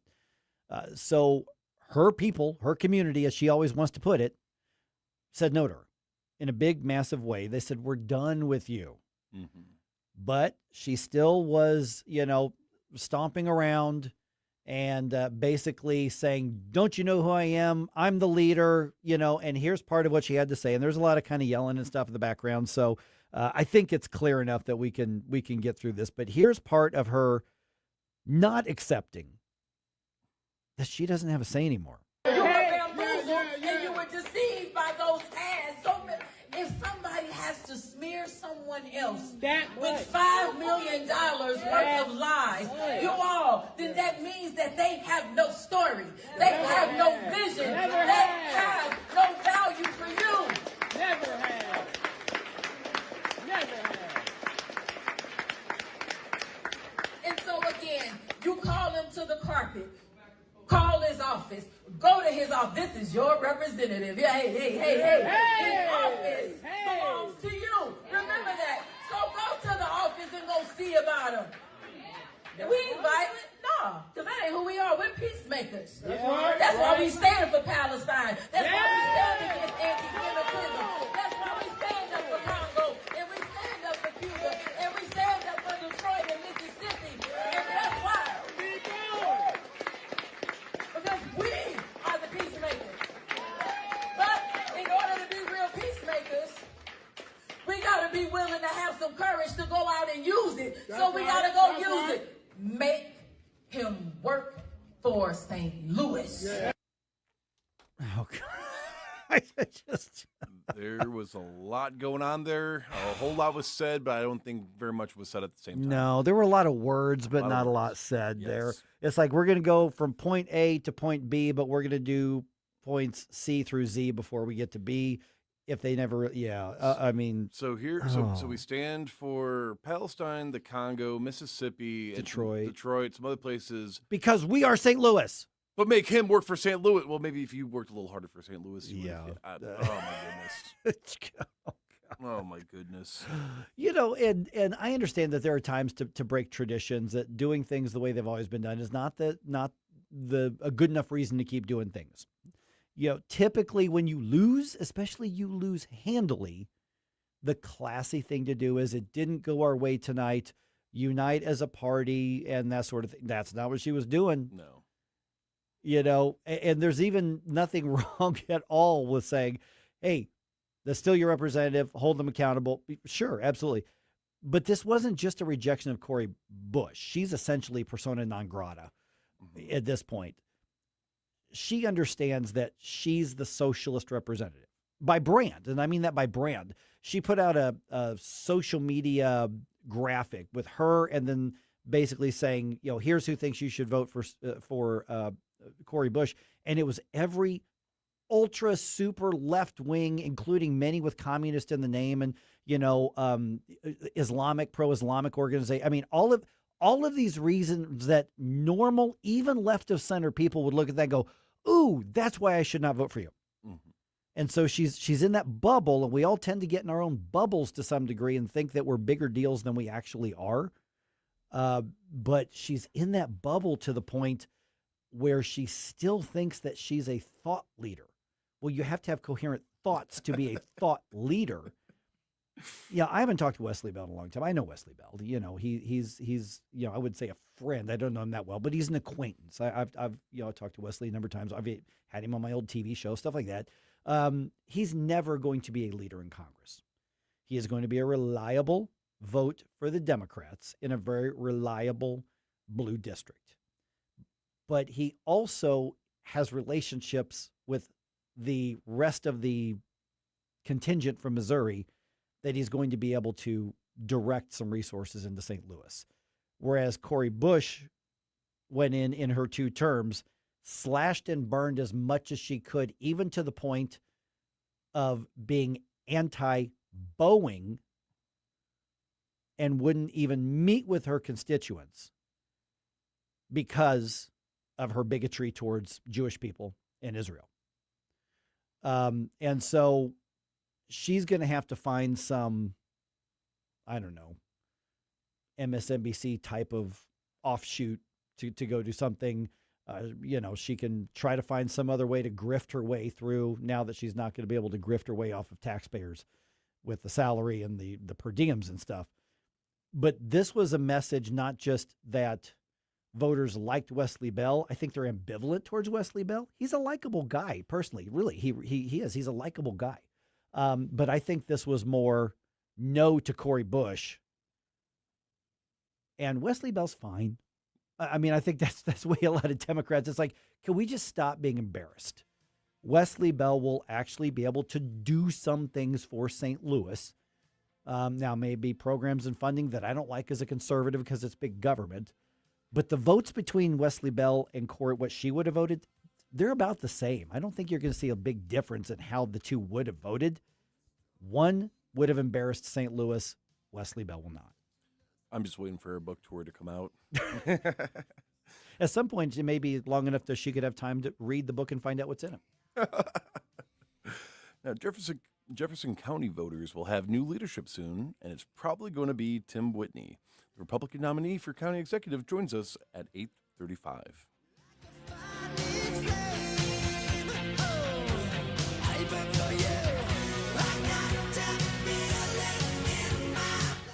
Mike Ferguson in the morning. Always be yourself, unless you suck. On News Talk STL. From the News Talk STL Weather Center. I'm meteorologist Shane Scotch with your first alert forecast. We're going to be tracking temperatures close to that 90-degree mark this afternoon. The main story, though, is going to be overnight showers and storms lasting through Thursday morning, looking at a flood watch from 10 p.m. tonight till 10 a.m. tomorrow morning, as we could see some areas with some isolated strong flooding and even some flash flooding across portions of the region. So temperatures tomorrow back towards mid-80s. Scattered showers and storms remain with us throughout the day. Into Friday, scattered chances once again highs towards mid-80s. Saturday morning, rain pushes out. The rest of the weekend going to be looking dry as temperatures climb. From the First Alert 4 Weather Center, I'm meteorologist James Gott. Fox News Commentary with Lara Trump next. My name is Whitney Allen, and I'm a widow. My husband, Ryan, died. We never thought we'd ever have to use life insurance, but the unexpected happened. With Ethos, signing up was fast and 100% online. You can get a quote in seconds, apply in minutes, and get same-day coverage. No medical exams, and you can get up to $3 million worth of coverage. I'm grateful we were prepared. Get your free quote at ethos.com/term. That's ethos.com/term. Paid spokesperson. Time spent on application may vary. Online health questions required. Lara Trump tells Harris Faulkner what she thinks is going on with the Democrat Party. While they never really took it seriously, they allowed this very radical kind of fringe wing of their party to gain momentum. And their calculus was generally, if these people are against Trump and they are getting us attention and voting eyes on us, then they are good. But now this is where they have allowed these people to kind of overtake their entire party. If Republicans are smart, as we head into November, we have to continue talking about that, because I think there are some Democrats out there, Harris, who really don't want to vote for these things. You know, you have 52% of Democrats saying they see socialism in a favorable light. Well, what about the 48%? Exactly. What about the rest of them? And if Republicans are smart going into these midterms, we need to show exactly who these people are, continue talking about what they want to do, and hopefully that splits the vote. For more commentary like this, go to foxnewspodcast.com. Is your retirement income at risk if you or your spouse needs nursing home or in-home care? Hi, I'm Eric Robert, Director of Investments with the ClearPath Wealth Management Group at Stifel and host of On the Money, Saturday mornings at 9 on News Talk STL 1019. The cost of long-term care is one of the biggest risks in retirement planning. For many retirees, a single nursing home stay can cause a significant reduction in assets that can permanently reduce your retirement income. Fortunately, there are affordable and flexible options available today that can help you manage the cost of long-term care. Our team can help you address the risks relevant to your retirement, including long-term care. To schedule your free retirement plan consultation, go to clearpathinvesting.com. That's clearpathinvesting.com, or call us at 636-695-2650. That's clearpathinvesting.com or 636-695-2650. Stifel Nicholas and Company Incorporated, member SIPC and NYSE. Calling all patriots. Join the St. Louis County Republicans for the annual Lincoln Reagan Day Dinner, Saturday, September 19th at River City Casino. Our keynote speaker, Newsmax personality Rob Carson. Enjoy a full night of fun and information alongside state and local officials and candidates. It's an evening you won't want to miss. Dinner and program, just $75. For tickets, email reneeartman@hotmail.com or call 314-398-6667. News, analysis, opinion. Don't always agree, but in love listening to your radio station. This is tyrannical stuff they're doing. Elections have consequences. This is 101.9 and 94.1 News Talk STL.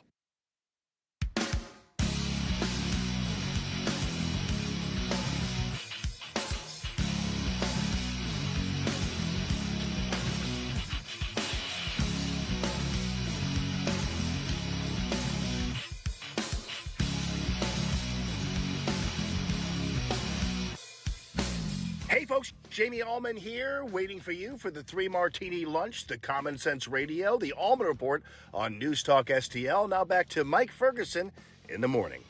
All right, new leadership is coming to Jeffco. Oh, yeah. Yep, Republican Tim Whitney now the favorite to become the next county executive. And when I say the favorite to become the next county executive, he probably, won't say it because he joins us right now, but I'll say it. Tim Whitney is going to be the next county executive of Jefferson County. Tim, congratulations on the primary win last night. Obviously, Jefferson County has now become a very Republican county, and things look very, very good for you. So obviously, you don't want to look past a general election. But the reality is that you're in a position now to look ahead and start planning for leadership of Jefferson County. So when you get there, when you get into that office, what are some of the first things that you think Jefferson County needs to either continue doing and tweak and do better, and maybe do differently? So basically, whoever the next county executive is going to face the most immediate challenges that look like what? Yeah, so for our county, we're in an incredibly unique position. I think we're going to see pressure to grow in Jefferson County like we've not seen before. Jefferson County's continued to grow over the years, but largely you're seeing kind of that pushback in terms of movement towards St. Charles County. So a lot of that's going to come down towards Jefferson County, and that's going to be something to really navigate in the upcoming years because we have some people in the community that, are resistant to change, resistant to that growth. We have some people in this community that are really, arms wide open. How do we improve our community through growth?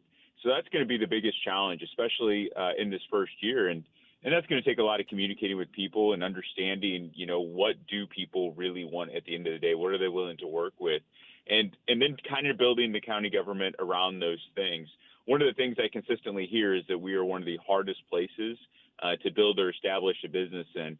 And so I really look forward in the early days, assuming I get through this general election, on getting some of those things done. Yeah, and that's interesting because, my hanging out in Jefferson County and getting to know the movers and the shakers there, as I have over the last, 4 or 5 years here on the radio here, is that it's not necessarily a Republican versus Democratic divide, is that the disagreements are coming between that sort of pro-growth, we're going to, what are we going to grow into next, versus we like how things are right now, stop coming in and changing things, and that's not necessarily R&D, R versus D, but that really has to do with what is the vision of the future, because you're right. I mean, St. Charles County, I thought it was interesting, since you mentioned them, that you had the 3 Republican candidates basically running a campaign on, no, I'm the one who's going to keep them out more.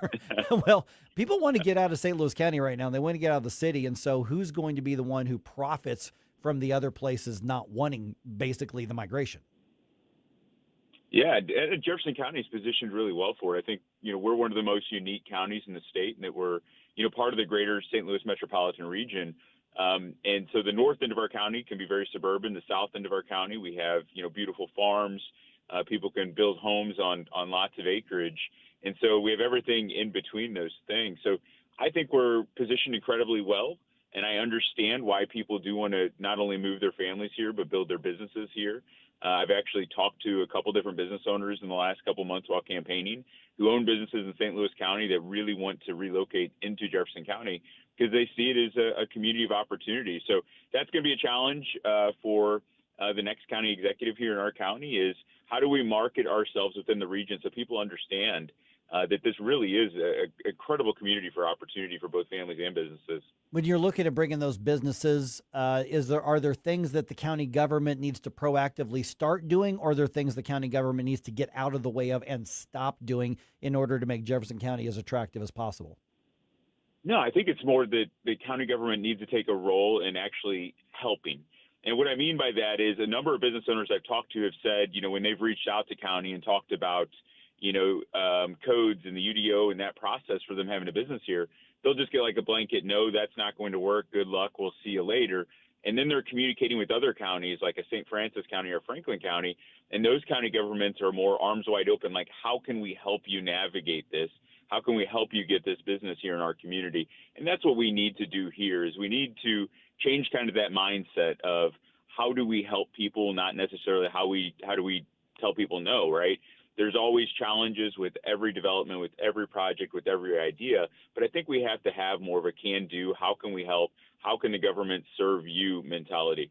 We're visiting with Tim Whitney, now formerly the Republican nominee for county executive in Jefferson County. Okay, I can't talk about business and development and the controversies without bringing up data centers. Obviously, there's in Festus, you've got the high emotions over that. Obviously, that's spilling over into the county to some degree. When you look at whether it's data centers or whatever the next tech thing is going to be, how does Jefferson County in particular need to plan for what's coming and the desire to put these, because today it's data centers, tomorrow maybe something else. How do you prepare for what's next technologically in the marketplace? I think it's an interesting conversation. When I announced I was running for county executive in October of 24, data center wasn't on the list.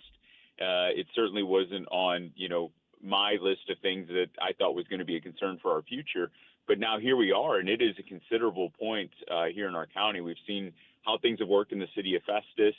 I think voters showed some of that at some of the different polling locations that were very passionate about data centers. The county has done a good job in terms of our legislative body, our county council, in terms of building the framework for the UDO process and the rules and the regulations for data centers and future tech projects. I thought they did a really nice job being proactive with that. But we're going to continue to have these conversations because I know there's a desire to build data centers in Jefferson County, and it's going to be incredibly tough. I think sometimes it could be a yes, and sometimes it's going to have to be a hard no. But we're going to have to weigh each one individually as we go through this. But the starting point to all that conversation really starts with the rules and regulations established by our county council, and I thought they did a really nice job in being proactive earlier this year and getting that done. Okay, with any kind of growth, and you're talking about businesses, you're talking about people migrating and moving their families there, that obviously comes with emergency services demands as the population gets bigger. Rumor has it you know a thing or two about law enforcement being what you do for a living for the past who knows how many years, Tim. So what is the way to prepare for that growth outside of just infrastructure and buildings and pipes and stuff? How do you prepare for that from a public safety perspective and emergency services perspective? Well, you're always planning. We're tremendously blessed here in that we, as a community, are very proactive in our emergency service response, meaning this community really supports our EMS districts, they support our fire districts, and they support their law enforcement, whether it's on the county level, the state level, or our municipal level here. And so there really is no way to just prepare for that, meaning that to go, we're going to have this number of people, we need to take these steps. You just have to be proactive in your approach and make sure that you have the services that are needed. You've seen us really proactively respond at the sheriff's office. We are one of only a few forensic startup labs in the nation right now. That's going to, better prepare us to keep our community safe in the future. We built a new substation in our most populous valley. So we've already demonstrated through the sheriff's office on kind of what that looks like and understanding that growth is a reality of our future and how do we insulate and prepare ourselves to make sure that we can provide the same level of service.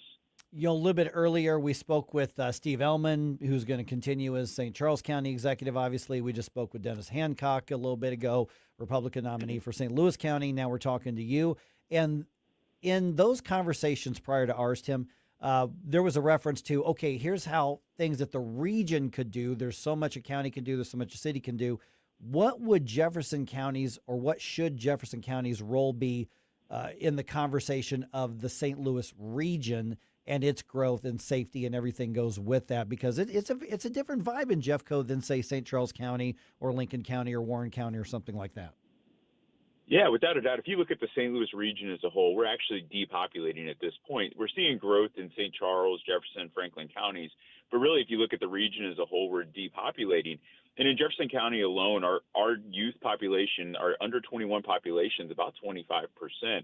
And so if we want to keep that population, not just in Jefferson County, but in our region, we have to make sure we have the housing, the jobs, and the amenities that's going to keep this next generation here. And I always say I'm kind of selfish because I have a 16-year-old and soon to be 14-year-old that I really want to keep in this community. But I think that's going to be Jefferson County's role in helping our, larger metropolitan area, is making sure we have those things, that we continue to be a place and build an even better place that this next generation wants to live in, wants to have their businesses in, and wants to be a part of.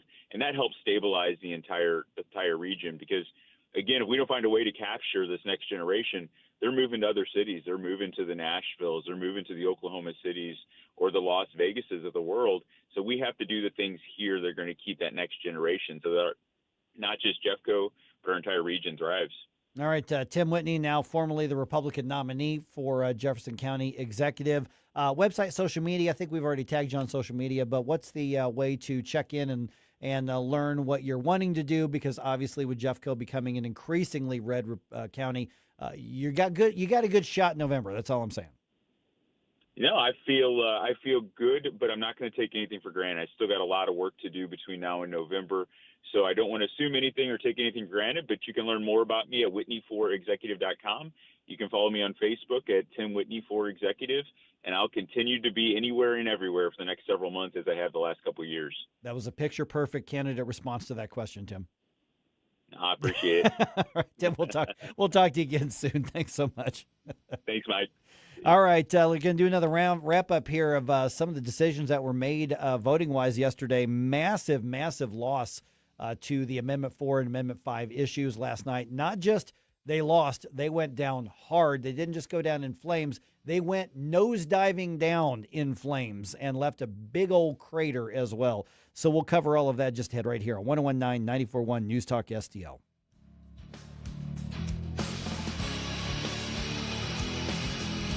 Mike Ferguson in the morning. Democrats produce mobs. Republicans produce jobs. On News Talk STL. Hey, folks, Jamie Ehlmann here for Newstedter's Fine Jewelry right there at Doherty Ferry and Big Bend. WowDiamonds.com. It's Wow Diamonds for a reason. These are beautiful lab-grown diamonds. They are gorgeous. They will blind you when you walk in and see them, but that's a good thing.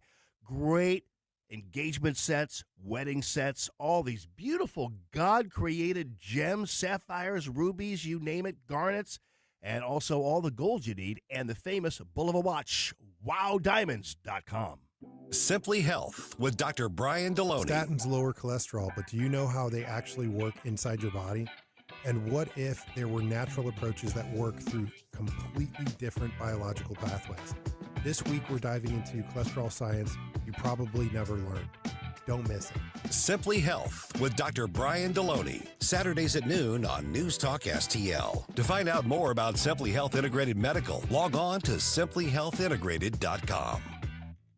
Hi, I'm Missouri Governor Mike Kehoe with an important message from Missouri 811. Every day, underground utilities like gas, power, water, sewer, and fiber internet keep Missouri running. These vital services are the backbone of our communities, but digging without contacting Missouri 811 can put them and you at risk. It's fast, it's free, and it's the law. Contact Missouri 811 before you dig. Click or call 811 every dig, every time. It's the law. This ad is brought to you by Missouri 811.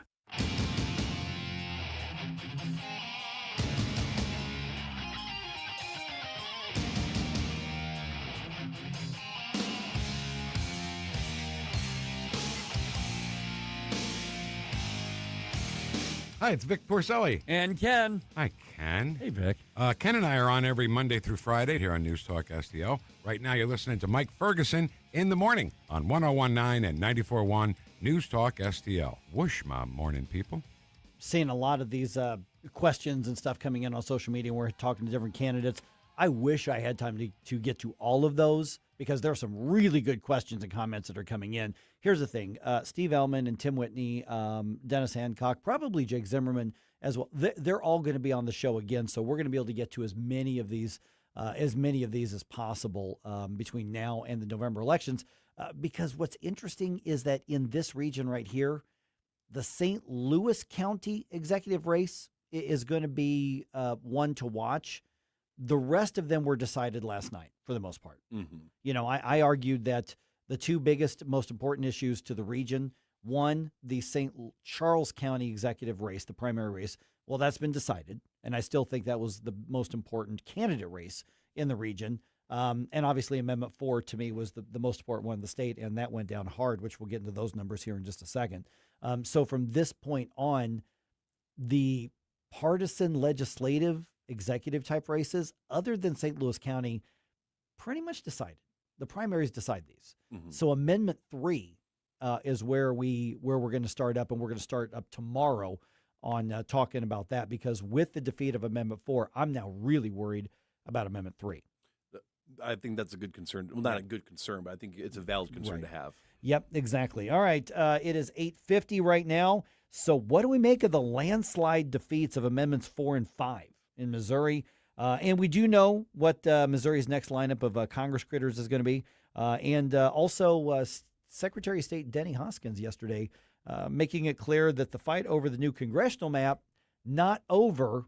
For him, it's over, but it's really not because the lawsuits are filed. All right, let's talk about it. Let's do another news dump here. The Morning News Dump, brought to you by Great American Divers. The Morning News Dump. Are you joking? Is this a joke? Listen, folks, the Morning News Dump. My phone is going crazy with text messages from all over the place. All right, Steve Ehlmann will continue serving as St. Charles County executive for another term. He won the Republican primary, 48%. Bill Eigel had 32%. Jason Law had 19% of the vote. There's a Democrat in the general election, but it's St. Charles County. It doesn't really matter. Steve Ehlmann's going to be reelected there. In St. Louis County, Republican Councilman Dennis Hancock will face off against Democrat Jake Zimmerman. Zimmerman won the three-way primary with 46% of the vote in that race. That may be – now, the Democrats are going to be favored in St. Louis County. Obviously, it's a Democratic county, but it's never a massive spread. Now, first of all, Sam Page, I think, has done a lot of damage to Democrats in St. Louis County. Still Democratic county. I would say Jake Zimmerman's still clearly the favorite. But I think this is going to be the most interesting and most hotly contested of the partisan races in St. Louis between now and November. That's a very fair assessment. It's one of those things where is the damage done by the incumbent enough to sway people to try a different party potentially? Yep, exactly. All right. Missouri voters overwhelmingly rejecting Amendment 5, 83 to 17%. I'm rounding here, 83 to 17%. Amendment 4 defeated by a very similar margin, 80% to 20%. I mean, wow. I said on the air, and for weeks prior to that, you can be my witness to this, I was saying, listen, I think Amendment 5 is going down. Yeah. I thought that was going to happen. And as of the last couple of days, I'm like, this could be bad. This could be 5, 6, or even 10 points, which is a landslide in political terms. Yeah, I think we were probably expecting close to like maybe 55, 45, 60, 40, something of that nature. But 80-20, that's 80-20. Crazy. Oh, my goodness. That's nuts. Amendments 1 and 2 passing easily. Those were more administrative more than anything else. Okay, the congressional races around the St. Louis area, which, by the way, includes essentially all but one of the congressional districts now in Missouri. All but one of them are in our general region here. Only district number 4, well, I guess you could also say 7, where Eric Burleson is. That's not our area. Mark Alfords is not in the area. But everybody else touches this region here. So Democrat Wesley Bell headed back to Washington. He beat former Congresswoman Cori Bush. That was a thumping, 59% to 37%. There's a general election, but he's going to win handily over Paul Berry. There's no race there. Ann Wagner, Bob Onder, and Jason Smith all easily won their primaries in very heavily Republican districts. In the 6th district, which is 94.1 territory, man, right there in the middle of it. Chris DeGaulle won the GOP nomination in a 5-way race. He came out with 44% of the vote. That is a significant margin of victory. Oh, yeah, for a 5-person race? 5-person race. Yep, exactly. He's going to replace Sam Graves, who is retiring. In that new 5th district, which is now runs from downtown Kansas City to the western part of the Newstalk STL listing area, Rick Bratton, State Senator Rick Bratton, will be the new 5th district congressman. That's a very gerrymandered district to make sure Republicans picked up another seat. He is going to formally replace incumbent Emmanuel Cleaver in November. Rick Bratton is going to win that race because of the way the districts are drawn. So Emmanuel Cleaver, gosh, Emmanuel's been in there for 20-some-odd years, I think. We've got just a really quick question. Yeah. So was voter turnout part of the reason for Amendment 4 and 5's defeat, or was it that the amendments were just maybe written that badly? I think the amendments were rejected. Okay. Yeah, that's what I think. I think is that the amendments were rejected. The voter turnout was higher than normal for a primary election, which I'm sure there was some voter turnout specifically to oppose those. There was probably some to support them, but clearly the numbers showed people were driven, more to oppose them. But you also had local races that were pretty high bid. But I think Amendments 4 and 5 drove a lot of that turnout, and it was obviously turnout against it. So I think people went out of their way to reject Amendments 4 and 5. And it has to do with the amendments themselves. I think the amendments themselves, the ballot language was biased against them, without question. The opponents, particularly of Amendment 4, did not tell the truth. Amendment 5 confused a lot of people, but the reality is that when you lose 80% to 20%, voters said no to what you offered. Some people tricked, fooled, whatever you want to say, but 80 to 20 means that probably definitely the majority of Republicans said no to the Republican proposals. So you just can't discount that, and you have to say, what did they reject? If we want to move the state in this direction, then what do we need to do better? This was a wholesale rejection of what Republicans put on the ballot. Good question, Don. Yep, it was. Very good question. There's a lot of good questions. I wish we had time for all of them here.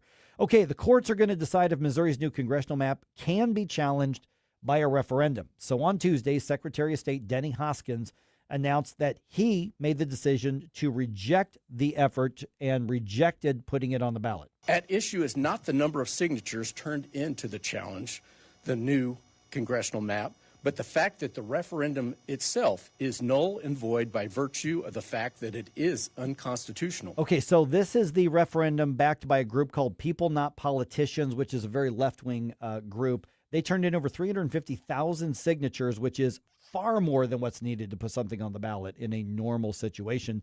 Denny saying, doesn't matter how many signatures you've got, this is not something that is subject to a referendum. And he made that decision. So there's two questions. Is he right?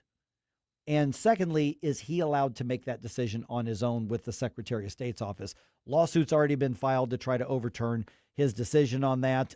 It is not most likely going to be settled in time to put this on the ballot in November. So you're looking at if it ends up on the ballot, we're looking at next year. We're maybe looking at 2028 as well. Okay, Cardinals. They got shut out by the Yankees. Yeah, 2-0 final score in New York.